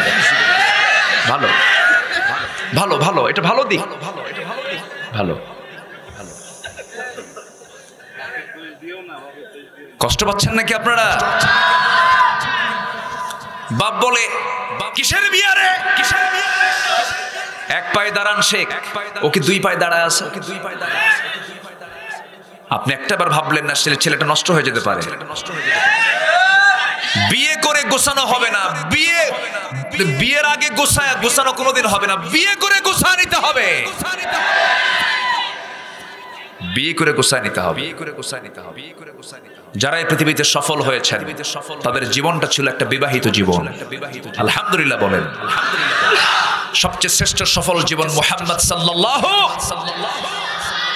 বিয়ে করেছেন বিশাল মানে গ্রুপ অফ ইন্ডাস্ট্রিজ এর মালিক হয়ে বিয়ে করছেন। বাপ নাই, মা নাই, টাকা নাই, পয়সা নাই, কিচ্ছু নাই, বিয়ে করছেন। সাহায্য করেছেন কে? আসতে সাহায্য করেছেন কে? তবু নোংরামের পথে পা দিও না, জেনার কাছে যাও না, হারামের কোনো আরাম নাই। প্লিজ আমি তোমাদেরকে করজোরে মিনতি জানাই, ইহুদি খ্রিস্টানদের সবচেয়ে বড় ষড়যন্ত্র হলো মুসলিম যুবকদের হাতে নারী তুলে দেওয়ার, পথ তুলে দেওয়া। ওরা তোমাকে মাতাল করে রাখতে চায়, তোমাকে শেষ করতে চায়। একটা জাতি প্রতিষ্ঠিত হয় একটা আদর্শ যুব সমাজের মধ্য দিয়ে। আজকে যুব সমাজ নেশাক্রান্ত, বুকটা ফেটে যায় আমার, জানেন? যুবকদের ঠোঁটের দিকে তাকানো যায় না। অসংখ্য পরিবার আজকে জাহান্নামের রূপ নিয়েছে শুধু নেশার কারণে। নেতার কাছে গেলে নেতা 1 বোতল দিয়ে দেয়, যে নেতার কাছে নামাজের সবক পাওয়া যায় না, যে নেতৃত্বে নামাজ নাই, সেই নেতৃত্বের মুখে আমরা জুতা মারি, থুতু মারি। কষ্ট পাচ্ছেন আপনারা? ইউসুফের মতো হও, ইউসুফের মতো হও, ইউসুফের মতো হও, চরিত্র ইউসুফের মতো বানাও, আলীর মতো সাহসী বীর সৈনিক হও, আবু বকরের মতো দৃঢ়চেতা হও, ওসমানের মতো দানবীর হও, সাইয়েদনা ইব্রাহিম আলাইহিস সালামের মতো সাহসী হয়ে বাতিলদের মোকাবেলা করো। রাজি আছেন কারা কারা? হাত উঁচু করে দেখেন মুসলমান।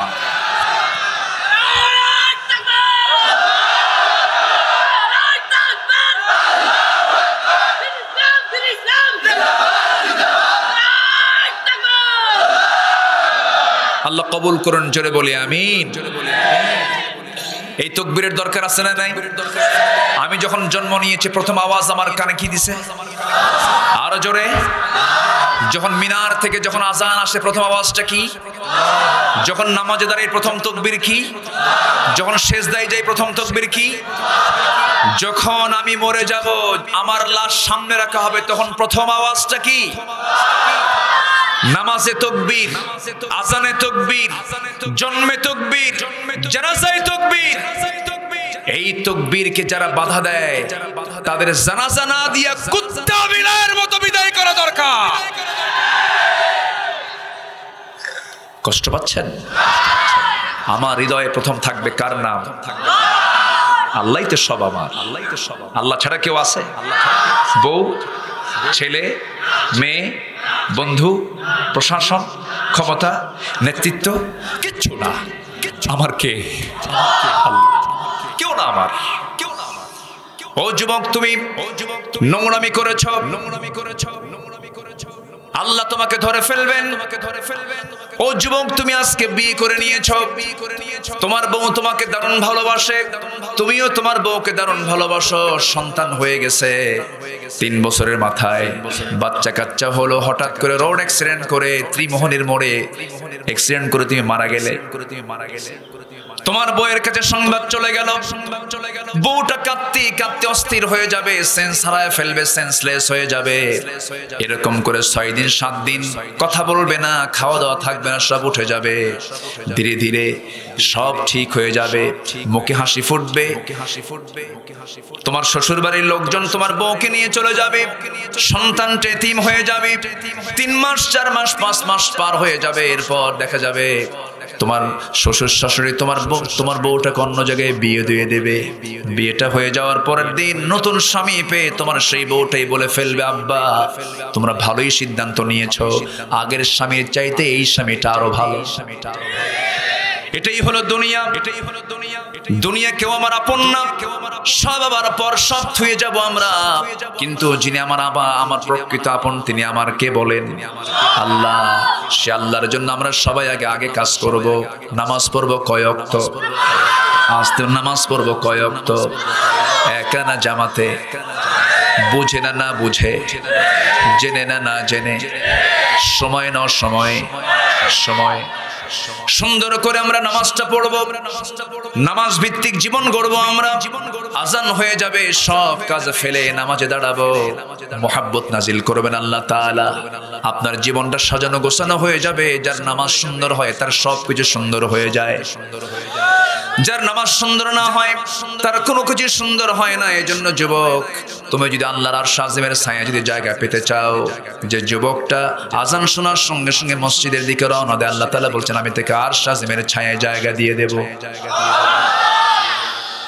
নাম্বার 4 হলো ওই সমস্ত বান্দার জন্য আমি আরশ আজিমের জায়গায় ছায়া দান করব, যে সমস্ত যুবককে সুন্দরী রূপবতী বংশিয়া ঘরের কোন সুন্দরী নারী তাকে প্রস্তাব দিয়েছে, সঙ্গে সঙ্গে সে বলে ফেললো ইন্না খাফুল্লাহ, আমি আল্লাহকে ভয় করি, ওই বান্দাকে আমি আল্লাহ আরশ আজিমের জায়গায় ছায়া জায়গা দিয়ে দেব। জোরে বলি সুবহানাল্লাহ।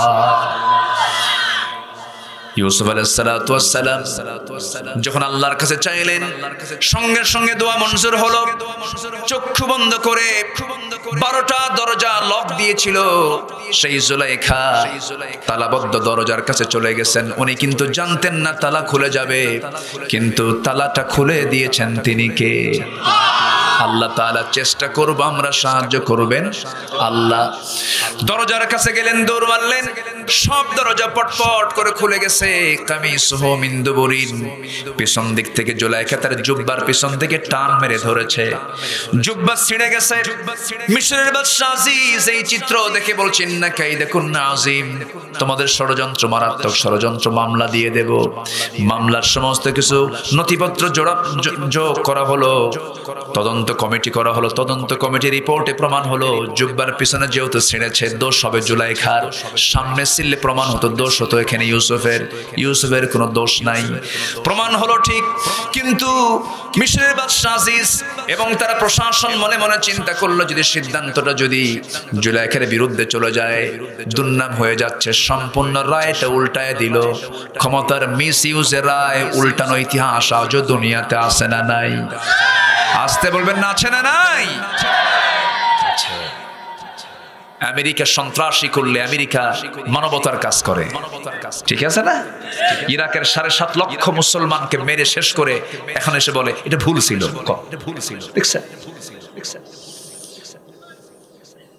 মানুষ হত্যার ইতিহাস মুসলমানদের ইতিহাসে নাই। দ্বিতীয় বিশ্বযুদ্ধে এডলফ হিটলার 60 লক্ষ ইহুদিকে মেরেছিল, 60 লক্ষ ইহুদিকে মেরেছিল। কিছু ইহুদি বেঁচে রাখছে কেন? এডলফ হিটলার তার আত্মজীবনীতে বলে গেছে, রেখে গেলাম এই জন্য ওদের জ্বালা টের পাবি, তখন ভাববি যে আমি এডলফ হিটলার ঠিকই করছি। এখনো আছে না নাই? আমেরিকার মোট জনসংখ্যার 2% ইহুদি, গোটা পৃথিবী নিয়ন্ত্রণ করে ইহুদি। আমেরিকার ক্ষমতায় বসবে কারা এটার নির্ধারণ করে হচ্ছে ইহুদির বাচ্চারা। এত মারাত্মক ভয়াবহ মধ্যপ্রাচ্যের বিস্ফোরণ করে ফিলিস্তিনকে তছনছ করে দিচ্ছে। আমার আজ প্রায় 21-22 দিন হয়ে গেল, আমি ঠিক মতো ঘুমাতে গেলেও আজকেও আমার কোন একটা সময় চোখে পানি চলে আসছে। থাক থাক থাক, আমি এই পর্যন্ত কয়েকটা খাইছি, পোকা আমার গলায় চলে গেছে, উপায় নাই। এখন আর দিবেন কখন? কষ্ট পাচ্ছেন নাকি আপনারা? 9টায় উঠলে খুব ভালো হতো না? খুব ভালো হতো, খুব ভালো। জি বলি আলহামদুলিল্লাহ। খুব সুন্দর। শফিক ভাই আছেন তো আপনি? বসেন বসেন। এত বেচারাটা এত পরিশ্রম করতেছে, আল্লাহ তুমি তার এই প্রচেষ্টাকে তুমি আল্লাহ কবুল করো। আমার আরিফ ভাই উনি অত্যন্ত মানে কি বলে এটা ঠোটকাটা মানুষ। আমি তার সঙ্গে কিছুক্ষণ কথা বলে টের পেয়েছি, খুব স্পষ্ট কথা সুন্দরভাবে বলেন। বলি আলহামদুলিল্লাহ। সম্মানিত ভাইয়েরা, আর কিছুক্ষণ আলোচনা চালাই, জোরে বলি ইনশাআল্লাহ।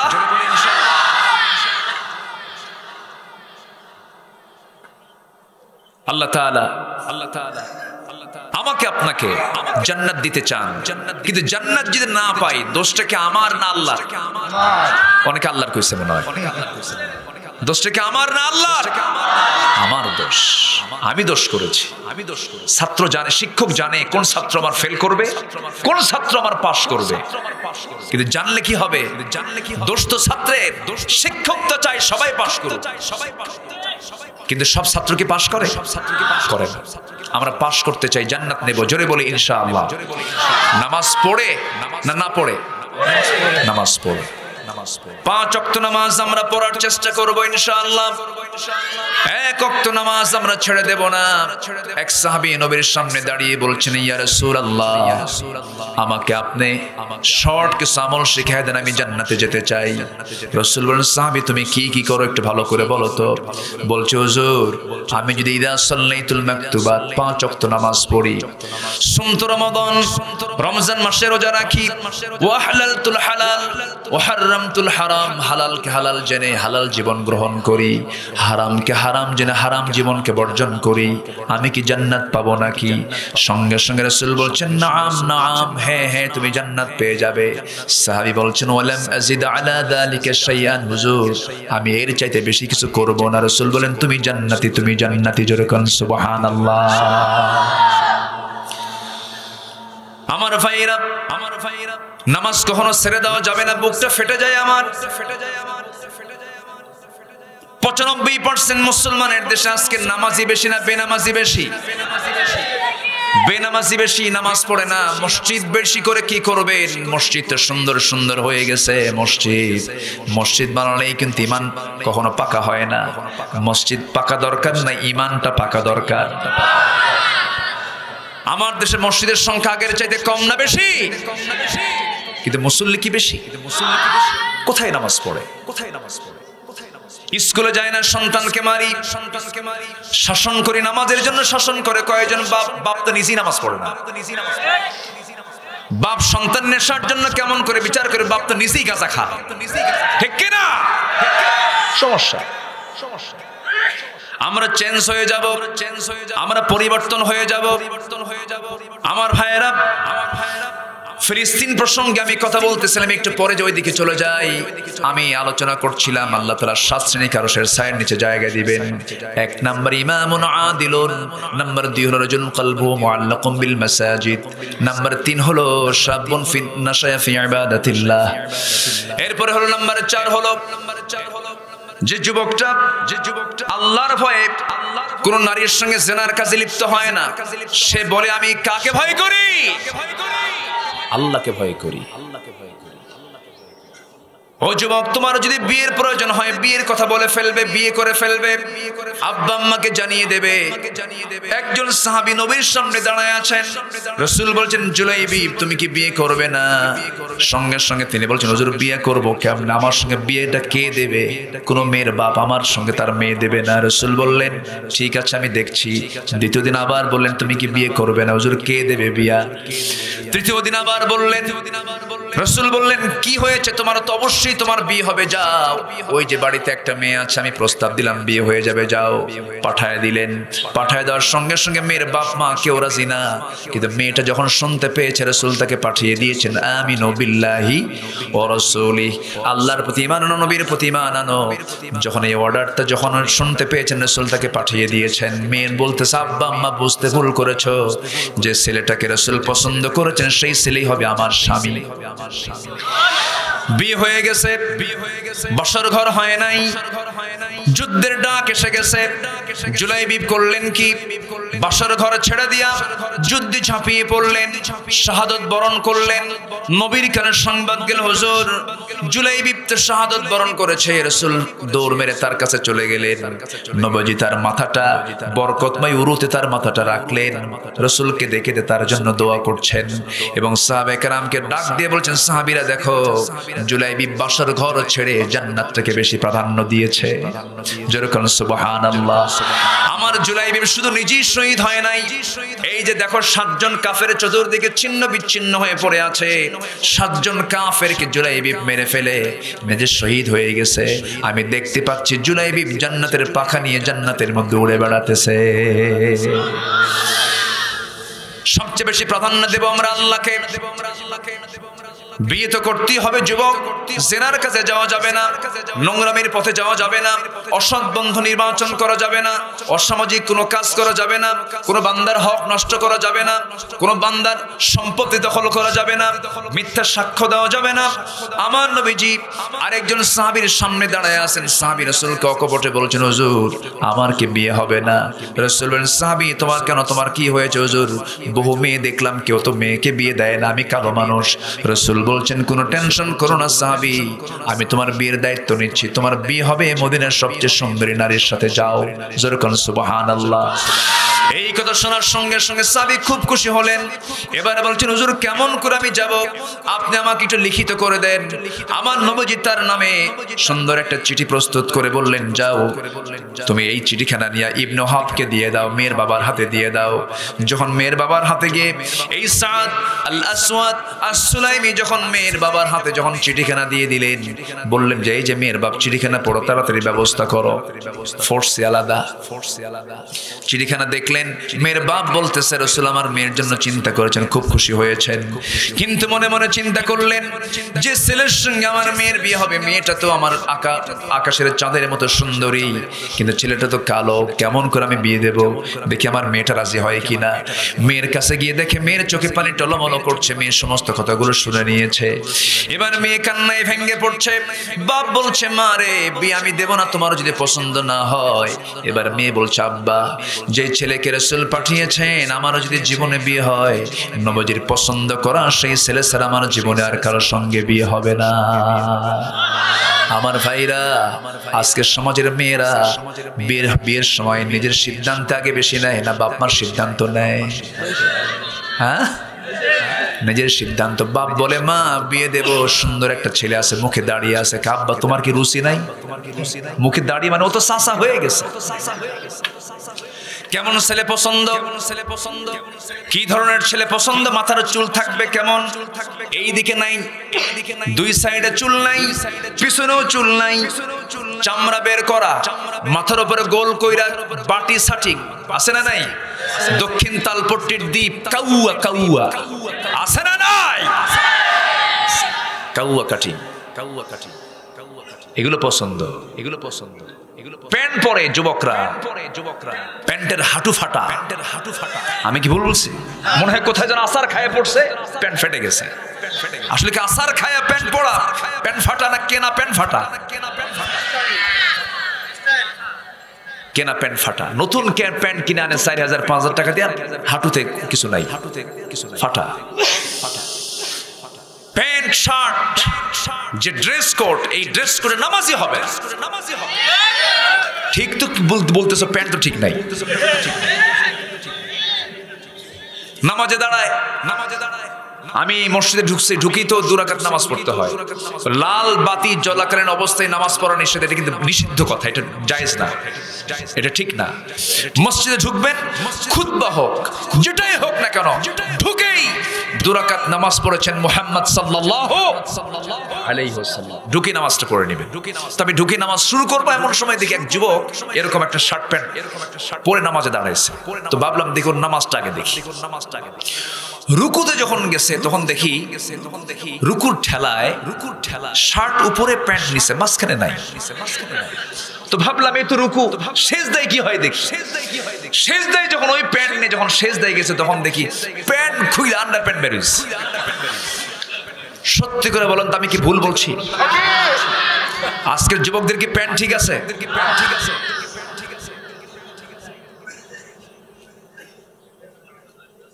দাজ্জালের 10-12টা সিমটম আছে, এর মধ্যে একটা সিমটম হলো দাজ্জাল যখন হাঁটবে, যে বাচ্চার খাতনা করা হয়, খাতনারত অবস্থায় কেমন করে বাচ্চা হাঁটে?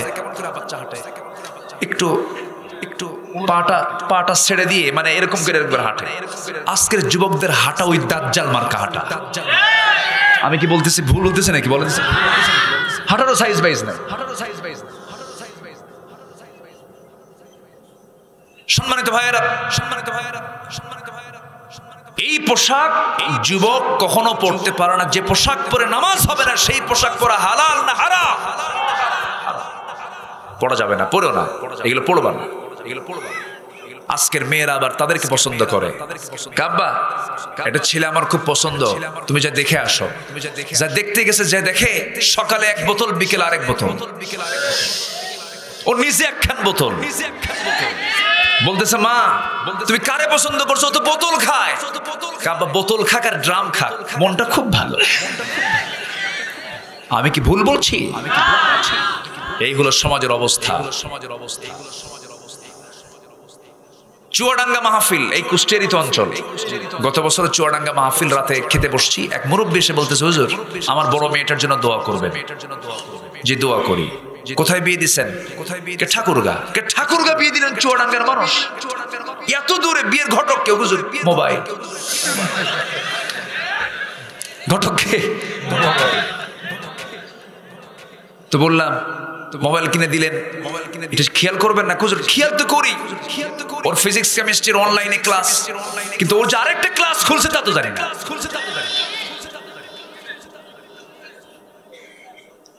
আমার মা ভুলগুলো করেন না। যে বিয়েতে বাবা মা হৃদয় থেকে দোয়া নাই, সেই বিয়ের বরকত হবে না, হবে না, হবে না। সোজা কথা, হবে না, হবে না, কখনো বরকত পাবেন না। বাপ মা সাথে থাকবেন, এতে বরকত আছে না নাই? আচ্ছা, আমার ভাইয়েরা, পাঠানোর সেই সাহাবী ওই মেয়ের বাবার কাছে যখন গিয়ে দাঁড়ালেন, মেয়ের বাবা এসে বলতেছে আমার মেয়েও রাজি, আমিও রাজি। ওই কালো সাহাবী বলছেন আমিও তো রাজি। নবীর কাছে গিয়ে বললেন ইয়া রাসূলুল্লাহ, আজকে আমার সব মিশন সাকসেস। মেয়ে রাজি হয়ে গেছে, মেয়ের বাপও রাজি হয়ে গেছে, আপনি এখন আমাকে বিয়ে দিয়ে দেন। যুবকের বিয়ের আগ্রহ দেখে খুশি হতেন মুহাম্মদ সাল্লাল্লাহু আলাইহি ওয়াসাল্লাম। কারণ সমাজে বিয়ে চালু করা দরকার না জেনা চালু করা দরকার? আজকের সমাজে জেনা বেশি না বিয়ে বেশি? জেনা বেশি। জেনা করতে কোনো বাধা নাই, কিন্তু বিয়ে করতে বাধা। আমার বন্ধুগণ, নবীজি এবার বললেন সাদ বিয়ে করবা, তোমার কাছে টাকা পয়সা আছে নাকি? সাহাবী বলছেন ইয়া রাসূলুল্লাহ, টাকা পয়সা পাবো কোথায়? কোনো টাকা পয়সা আমার কাছে নাই। তাহলে বিয়ে করবা কেমনে হুজুর? আপনি যখন বিয়ের সব দায়িত্ব পালন করলেন, টাকাটা আপনিই দেন, আমি বিয়ে করি। রাসূল বললেন ঠিক আছে সাহাবী, আমার এতেও কোনো কষ্ট আমি পাচ্ছি না। ও ওসমান, তুমি 200 দিরহাম দাও। ও নোমান, তুমি 200 দিরহাম দাও। 400 দিরহাম তিনি কালেকশন করলেন, সংগ্রহ করে বললেন যাও সাদ, বিয়ের বাজার করে আসো, আগামীকালকে বিয়ে তোমার, যাও। বিয়ের বাজার করতে গেছেন, বিয়ের বাজার শুরু করেছেন, এমন সময় এক সাহাবী এসে বলছে ও সাদ, তুমি কি জানো জিহাদের ডাক কিন্তু চলে আসছে? তিনি কিছুক্ষণ চোখটা মাটির দিকে রাখলেন, মনে মনে চিন্তা করলেন বিয়ের পিড়িতে বারবার আমি বসতে পারবো, সুযোগ পেতে পারি, কিন্তু জিহাদের যে ডাক এসেছে এই ডাকটা আমার জীবনে নাও আসতে পারে। তিনি করলেন কি, বিয়ের বাজারটা টোটাল বন্ধ করলেন। ঘোড়া কিনলেন, তরবারি কিনলেন, ঘোড়া তরবারি কিনে যুদ্ধে ঝাঁপিয়ে পড়লেন। যুদ্ধ করতে করতে সাদ দুনিয়া থেকে বিদায় নিলেন। নবীর কানে সংবাদ গেল হুজুর সাদ তো দুনিয়া থেকে বিদায় নিয়েছে। আমার নবীজি বলছেন কোন সাদ বলো তো? হুজুর যে সাদের বিয়ের কথা গতকালকে ছিল। সঙ্গে সঙ্গে আমার নবীজি দৌড় মেরে তাকে দেখার জন্য গেলেন, যে দেখেন হাত কাটা, পা কাটা, মস্তকটা বিচ্ছিন্ন অবস্থায় পড়ে আছে। সঙ্গে সঙ্গে আমার নবীজি তার চেহারার চুলগুলো সুন্দর করে ঠিকঠাক করে দিলেন, আর চেহারার দিকে তাকায় একবার মুস্কি মুস্কি হাসি মারেন, একবার কান্নায় ভেঙে পড়েন। নবীজির এমন আচরণ দেখে সাহাবীরা বলছেন ইয়া রাসূলুল্লাহ, আপনি এমন করে একবার হাসেন একবার কাঁদেন, কারণটা কি? রাসূল বলছেন ও আমার সাহাবীরা, আমি কান্না করছি এই জন্য আমি সাদের সব আয়োজন সম্পূর্ণ করলাম, বিয়ে করে ফেলবে, কিন্তু আমার সাদের এমন নসিব জাগতিক জীবনে সে একটা নারীকে কাছে পেতে পেল না, বিয়ে করতে পারলো না। এই জন্য আমি কাঁদতেছি, আফসোস করতেছি আর কাঁদতেছি, আর আমি মুস্কি মুস্কি হাসতেছি। এই জন্য আমি আমার নবতী চোখে দেখতে পেতেছি আমার সাদকে জান্নাতের হুররা তাকে টানাটানি করে বেহেশতের দিকে নিয়ে চলে যেতেছে। আমার নবীজি বলেন সাহাবীরা, আমার সাদের জানাজার আয়োজনটা করো, আমি তার জানাজা পড়ায় দেব। আমার নবীজি নিজে জানাজা পড়ায় দিলেন। জানাজা শেষ হয়ে গেল। আমার নবীজি সাহাবায়ে কেরামকে বলেন সাহাবীরা, আমার সাদের সঙ্গে যে নারীর বিয়ের কথা ছিল সেই নারীটাকে আমার পাশে আসতে বলো। আড়ালে দাঁড়ালেন সেই মহিলা। আমার নবীজি কাঁদা কাঁদা কণ্ঠে বলছেন ও মদিনার সবচেয়ে সুন্দরী নারী, আজকে আমার সাদ যদি বেঁচে থাকতো তোমার সঙ্গে তার বিয়ে হয়ে যেত, কিন্তু আমার সাদ তো বেঁচে নাই, সাদ তো দুনিয়া থেকে বিদায় হয়ে জান্নাতে চলে গেছে। কিন্তু সাদ তো বিয়ের বাজার না করে জান্নাতের বাজার করেছে। সেই জান্নাতের বাজার হিসাবে ঘোড়া আর তরবারি সে রেখে দুনিয়া থেকে বিদায় নিয়েছে। এই ঘোড়ার তরবারি তার পক্ষ থেকে আমি তোমাকে হাদিয়া স্বরূপ দিয়ে দিলাম। ওই দুইটা ঘোড়া এবং ওই তরবারি নিয়ে মহিলা বাড়ির দিকে চলে গেল। আমার ওয়াজও শেষ হয়ে গেল। শেষ করব না? কি করব? চালাবো চালাবো আলোচনা চলো হুজুর মরুক। সব দিকে তাকাতে হবে তো। আল্লাহ কবুল করুন, জোরে বলি আমিন। জি জি, কেউ উঠবেন না কিন্তু। এই ওঠে, এই বসেন, এই ওঠে, বসেন। জি আলহামদুলিল্লাহ, জি আলহামদুলিল্লাহ। আজকে আরো লোকজন বেশি হতো, আমার মন বলছিল যে আরো বেশি হতো, কিন্তু অনেক দূরের মানুষ, অনেকে আসে নাই মনে হয় না, দূর থেকে লোকজন একটু। হ্যাঁ, চুয়াডাঙ্গা থেকে। ওরে বাপরে বাপ, আলহামদুলিল্লাহ, বলি আলহামদুলিল্লাহ। আল্লাহ তুমি মাহফিলকে কবুল করো, জোরে বলি আমিন, আরো জোরে আমিন।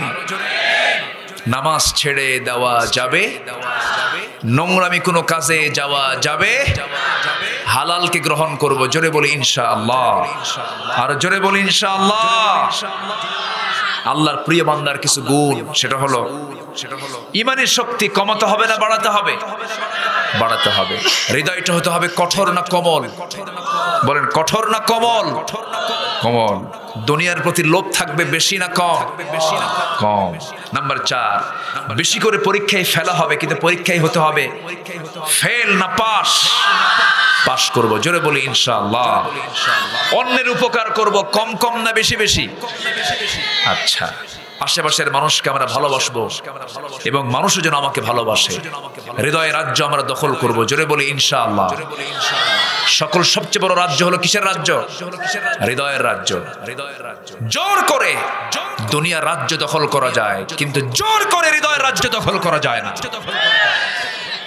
সাইয়েদনা লোকমান সন্তানদেরকে মাঝে মাঝে নসিহত করতেন। একদিন নসিহত করছেন, আমার সন্তানরা তোমরা সবচেয়ে শ্রেষ্ঠ খাবার খাবে, শ্রেষ্ঠ বিছানায় ঘুমাবে, শ্রেষ্ঠ প্রাসাদে থাকবে। সন্তানরা হাসে আর কয়, আব্বা খাবার পাবো কই? ভাতই তো ভালো করে পাই না, ভালো খাবার খাবো কখন? বিছানা আমরা করে ঘরে থাকি, আপনি কি বুঝাচ্ছেন আমার বুঝতেছি না, একটু বুঝান। লোকমান বললেন, শ্রেষ্ঠ খাবার হলো সেটাই, কখনো পেট পুড়ে খাবে না, কখনো পেট ভরে খাবে না, আবার ক্ষুধা না লাগা পর্যন্ত খাবে না। যখন ক্ষুধা লাগবে তখন খাবে, এবং ক্ষুধা পেটে উঠবে, তখন মনে হবে এই খাবারটা হবে তোমার পৃথিবীর শ্রেষ্ঠ খাবার। সুবহানাল্লাহ বলেন। এরপর শ্রেষ্ঠ প্রাসাদে থাকবে, মানে আমার কলিজার টুকরা সন্তান অলস হবে না, কাজ করে খাবে, কাজ করবে, পরিশ্রম করবে, পরিশ্রম শরীর নিয়ে বিছানায় যাবে। সেটা যদি তোমার বালিশটা যদি বালিশ না হয়ে যদি ইটও হয়, ট্রাকের ইঞ্জিনের মতো তোমার ঘুম শুরু হয়ে যাবে, নাক ডাকতে থাকবে তোমার। পরিশ্রম করে খাও। লোকমান নসিহত গুলো দিচ্ছেন। নাম্বার 3 হলো পৃথিবীর শ্রেষ্ঠ প্রাসাদে অবস্থান করবে।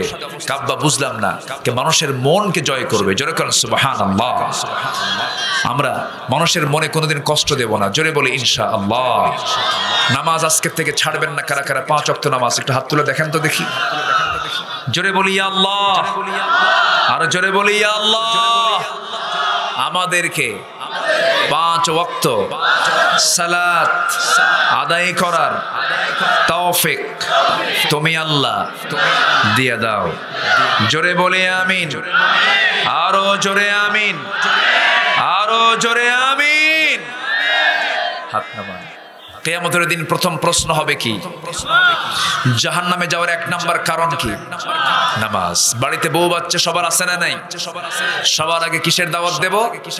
নামাজ। নামাজ আমরা কেউ ছাড়বো না, জোরে বলি ইনশাআল্লাহ। সম্মানিত ভাইয়েরা, মন চাচ্ছে, কিন্তু সব দিকে খেয়াল করতে হবে। আপনার তো 1 রাত, আমার তো সব রাত। আগামীকালকে আমার মাহফিল বেশি দূরে না, মাত্র পঞ্চগড়। তাই আমাকে যেতে হবে, সব দিকে যা বলেছি বলি আলহামদুলিল্লাহ, জোরে বলি আলহামদুলিল্লাহ। সবার ফজর হবে তো? ফজর নামাজ হবে তো? আমি যে কথাগুলো বলেছি জাতি গঠনে, এতটুকু কথা যদি আমরা ফলো করি, যদি মেনে চলার নিয়তে যদি শুনি, এই এলাকাটা একটা সুন্দর আদর্শ এলাকায় রূপ নেবে। প্রত্যেককে আল্লাহ তাআলা খালিদ বিন ওয়ালিদের সঙ্গে কবুল করুন। এই আশাবাদ কামনা করছি। দোয়ার আগ দিয়ে আমার মুরব্বী হালকা কিছু কথা বলবেন, কেউ যাবেন না, দোয়া করে যাবেন না। আপনি ফিলিস্তিন একটা জ্বলন্ত অগ্নিকুণ্ড হয়ে আছে, ছোট্ট শিশু, মাথার মগজ নেই, খুলি বের করা সন্তান নিয়ে আল্লাহর আদালতে প্রার্থনা করছে। সেই সমস্ত মুসলিম মুসলমানদের জন্য আমরা দোয়া করব। কেউ উঠবেন না, একসঙ্গে আমার দোয়ায় শামিল হয়ে এরপর আমরা এখান থেকে বিদায় নেব। জোরে বলি ইনশাআল্লাহ। কথা বলে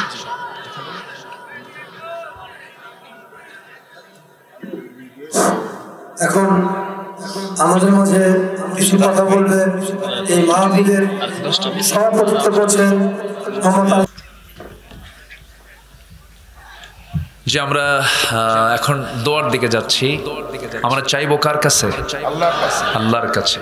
আমরা আল্লাহর কাছে আমাদের মনের যা ক্ষতিগুলো, আমরা অপরাধী, আমরা মাফ চেয়ে নেবো কার কাছে? কিন্তু ইচ্ছাকৃত কোনো অপরাধে জড়িত হওয়া যাবে? হঠাৎ করে যদি কোনো ভুল হয়ে যায়, ভুল হবে, মাফ করবেন কে? কিন্তু পরিকল্পিত কোনো অপরাধ যদি বান্দা করে, তখন এটা জুলুম হয়ে যাবে। কি হবে? জুলুম। আমরা জুলুমের দিকে যাব না। আসুন, আল্লাহ তাআলা আমাদেরকে কবিরা গুনাহ থেকে আমাদেরকে নাজাত দিন। আল্লাহ তাআলা এক জায়গায় বলছেন, তুমি যদি কবিরা গুনাহ ছাড়তে পারো, আমি তোমার সব গুনাহ মাফ করে দেব। আমরা বিশেষ করে কবিরা গুনাহগুলোকে আমরা মাথায় নেই। কোনগুলো কবিরা গুনাহগুলো? এই কবিরা গুনাহ থেকে আমরা ইনতাজিতানিবু কাবাইরা মা তুনহাউনা আনহু নুকাফির আনহু সাইয়্যাতিকুম ওয়া নুদখিলকুম মুদখালান কারীমা। আর মুরব্বি, আমি আমার সংক্ষিপ্ত জীবনে কোরআন পড়ে যতটুকু বুঝতে পেরেছি, দুটো ভুল যদি কেউ না করে যায় পৃথিবী থেকে, একটা হলো শিরকের গুনাহ, শিরক অনেক লম্বা কথা। শিরকের গুনাহ যদি কেউ না করে, আর বান্দার হক অর্থাৎ সকল হক যদি কেউ নষ্ট না করে, সকল প্রকার হক লঙ্ঘিত গুনাহ থেকে যদি বাঁচা যায়, শিরক থেকে যদি বাঁচা যায়, ওই বান্দা জান্নাত পাবে। আমার মুরব্বির কথার ভিতরে কিন্তু অনেক কথা লুকানো ছিল, উনি সামারাইজ করে কিছু কথা বলেছেন, আমরা আমল করার চেষ্টা করি। আসুন, আমরা চাইবো এখন কার কাছে? আল্লাহর কাছে। আল্লাহর কাছে বলবো আমরা। অনেক মা বোন মাহফিল আসছেন, মা বোনদেরকে বলবো, দয়া করে আপনার সবচেয়ে বড় অর্জন হলো আপনার সৌন্দর্যকে গায়ের মোহরমের কাছে প্রদর্শিত না করা, পরপুরুষকে না দেখানো। আল্লাহ তাআলা আপনার মান সম্মান মর্যাদা দিয়েছেন পর্দার ভিতরে।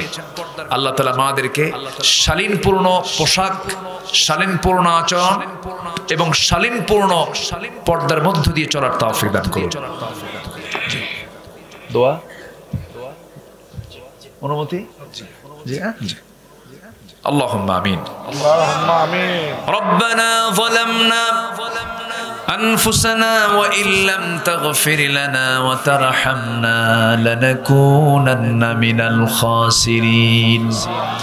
গভীর রাত, নিঝুম রাত, ঝিমানো রাত্রিতে চাঁদের মতো হাজারো মুসলমান নরনারীকে নিয়ে তোমার কালাম থেকে কিছু কথা বলেছি। গুনার বোঝা মাথায় নিয়ে কাঙ্গাল ফিকারের মতো দুটো হাত পেতে আছি। আল্লাহ, গুনার দিকে নজর দিও না, বান্দা মনে করে তামাম জীবনের গুনাহগুলোকে মাফ করে দাও। আমরা জানি আমাদের গুনাহ যত বড়, তোমার রহমত তার চাইতে অনেক বেশি বড়। আল্লাহ, তুমি কাউকে মাফ করলে তোমার কারো কাছে কৈফিয়ত দেওয়া লাগবে না, মেহেরবানি করে মাফ করে দাও। জনম দুঃখিনী মা, জনম দুঃখী বাপজান যারা চলে গেলেন, জিন্দেগির গুনাহগুলো মাফ করে দাও, কবরগুলোকে জান্নাতের টুকরা বানাইয়া দাও। এমন ভাই আমার সঙ্গে হাত তুলতে পারেন, নিজের হাতে নিজের মাকে দাফন করেছেন, নিজের বাবার লাশ নিজের পিঠে বহন করে কবরে শোয়া দিয়েছেন। সে আব্বা আম্মা যারা চলে গেল, জিন্দেগির গুনাহগুলো মাফ করো, কবরগুলোকে জান্নাতের বাগিচা বানাইয়া দাও। আয় আল্লাহ তাআলা, বিশেষ করে এই মাহফিলের আয়োজন যারা করলেন, শোনার জন্য দূর দূরান্ত থেকে যারা আসলেন, বিনিময়ে কিয়ামতের কঠিন ময়দান যেদিন কেউ কাউকে চিনবে না, এমনকি সন্তানকে পর্যন্ত মা ভুলে যাবে, যেদিন মানুষ কাঁদতে কাঁদতে চোখের পানিগুলো ফুরে যাবে, চোখ থেকে রক্ত বের হওয়া শুরু হয়ে যাবে, সেই কঠিন মুসিবতের দিন এ মাহফিল সবার জন্য নাজাতের মাধ্যম তুমি আল্লাহ বানাইয়া দিও। আল্লাহ গো, শফিক ভাইকে কবুল করো, সভাপতি মহোদয়কে কবুল করো, আমার ইলিয়াস ভাইকে তুমি আল্লাহ কবুল আর মঞ্জুর করে নাও। সবার নাম তো আমার জানা নাই, যার যা চাওয়া তুমি আল্লাহ মেহেরবানি করে পাওয়া করে দাও। আমার হাফিজ ভাইকে তুমি আল্লাহ কবুল আর মঞ্জুর করে নাও। আয় আল্লাহ তাআলা, আমার ডানে বামে সামনে পিছনে যত ভাই আড়ালে যত মা বোন হাত তুলেছেন, আয় আল্লাহ তাআলা যার যে নেক মাকসুদ তুমি আল্লাহ দয়া করে মঞ্জুর করে নাও। এই দুনিয়াতে আসার তো সিরিয়াল ছিল রে, যাওয়ার তো কোনো সিরিয়াল নাই। কোন দিন মরবো জানি না, ডান হাতে আমলনামা না আসা পর্যন্ত মরণ দিও না আল্লাহ। আয় আল্লাহ তাআলা পৃথিবীর মুসলমানদের পাশে আজকে কেউ নাই রে আল্লাহ। ফিলিস্তিনকে বাঁচাও, বাইতুল মুকাদ্দাসকে তুমি আল্লাহ মুসলমানদের হাতে তুলে দাও। 180 কোটি মুসলমানের জন্য আল্লাহ মেহেরবানি করে ওমরের মতো একজন নেতা তুমি আল্লাহ পাঠাইয়া দাও। আয় আল্লাহ তাআলা এই দুনিয়া ছেড়ে অনেকের বাপ গেছে, মা গেছে, ভাই গেছে, বোন গেছে, বন্ধু আত্মীয় স্বজন চলে গেছে। আমরাও পিছে পিছে চলে যাব রে, কোন দিন ডাক আসবে জানি না। এই দোয়া আমার জীবনের শেষ দোয়াও তো হতে পারে, এই চাওয়াটা আমার জীবনের শেষ চাওয়াও তো হতে পারে। কত লোকের জানাজায় গেলাম, একদিন মরে যাব, সংবাদ ছড়িয়ে পড়বে আব্দুল্লাহ আল আমিন নাই, চেয়ারম্যান নাই, এমপি নাই, মন্ত্রী নাই, শফিক ভাই নাই, আয় আল্লাহ তার অমুক নেতা নাই, কেউ নাই। সংবাদ ছড়ে পড়বে যখন জানাজায় হাজির হয়ে যাবে, মরা মুখ দেখে দেখে চলে যাবে, চাপা কান্নায় ভেঙ্গে পড়বে। কাফনের কাপড়টা গায়ে লাগায় দেবে রে, সেলাইওয়ালা কাপড় হবে না, সেলাইওয়ালা কাপড়গুলো থাকলেও কেচি দিয়ে কেটে কেটে খুলে খুলে নেবে। মার পেট থেকে শূন্য দেহে এসেছে দুনিয়ায়, যাওয়ার সময় কয়েক টুকরো কাপড় সঙ্গে দিয়ে দেবে। ফকির বেশে দুনিয়াতে এসেছি, ফকির হয়ে দুনিয়া থেকে বিদায় নেব রে আল্লাহ। কবরে যখন নেওয়া হবে, কবরে শোয়া দেবে, বাঁশ চাপা দেবে, মাটি চাপা দেবে, ওই যে বিদায় দিয়া দেবে রে, আর কোনোদিন কেউ খোঁজ নিতে যাবে না। দুপুরে মরবো রাত্রে, রাত্রে মরবো ফজরের পর, ফজরে মরবো দুপুর বেলা, জানাজাটা দিয়ে দেবে, কাফন দাফন করে দেবে। বৃষ্টির দিন পানি দিয়ে কবরটা ভেসে উঠবে, কবরে শোয়া দেবে রে, 24 ঘন্টা যাবে না, মাথার চুলগুলো খসে খসে পড়বে, 3টা দিন যাবে না, চামড়াগুলো গলে গলে পোকার পেটের খাবার হবে। আমার টোটাল দেহ পোকার নিয়ন্ত্রণে চলে যাবে। 7 দিন যাবে না, পেটের নাড়িভুড়ির সব চোখ মুখ কান নাক দিয়ে বের হবে। ও আল্লাহ, কিম্ভূত কিমাকার চেহারা হয়ে যাবে রে। 3 মাস কবর খনন করে দেখা যাবে কয়েকটা হাড় ছাড়া আর কিচ্ছু নাই। এই তো জীবন আমার, এই তো জীবন আমার। আল্লাহ তোমার কাছে ফরিয়াদ করে হিসাবটা জটিল করবা না আল্লাহ। اللهم حاسبني حسابا يسيرا يا مقلب القلوب ثبت قلبي على دينك ثبت قلبي على دينك। আশপাশে কত মাইয়াত শুয়ে আছেন, কবরগুলোকে জান্নাতের টুকরা বানায়া দাও। মাদ্রাসাকে কবুল করো, দাঈ আল্লাহ সংগঠনকে তুমি আল্লাহ কবুল আর মঞ্জুর করে নাও। আমার দেশের পুলিশ বাহিনীর উপরে তোমার খাস রহমত নাজিল করো। আয় আল্লাহ তাআলা অনেক মেহনত তারা করেন, আল্লাহ মেহেরবানি করে সততা নিয়ে চলার তৌফিক তুমি আল্লাহ দিয়ে দাও। আমার দেশের সকল বাহিনীর উপরে তোমার খাস রহমত নাজিল করো। আল্লাহর কাছে জবাবদিহিতা নিয়ে সকল কাজ সম্পাদন করার তৌফিক দিয়ে দিও। তাকাব্বাল মিন্না ইন্নাকা আনতাস সামিউল আলিম ওয়া তুব আলাইনা ইন্নাকা আনতাত তাওয়াবুর রহিম। মওতের সময় যখন চলে আসবে আল্লাহ জবানে জারি করে দিও লা ইলাহা ইল্লাল্লাহু মুহাম্মাদুর রাসূলুল্লাহ। আসসালামু আলাইকুম ওয়া রাহমাতুল্লাহি ওয়া বারাকাতুহু।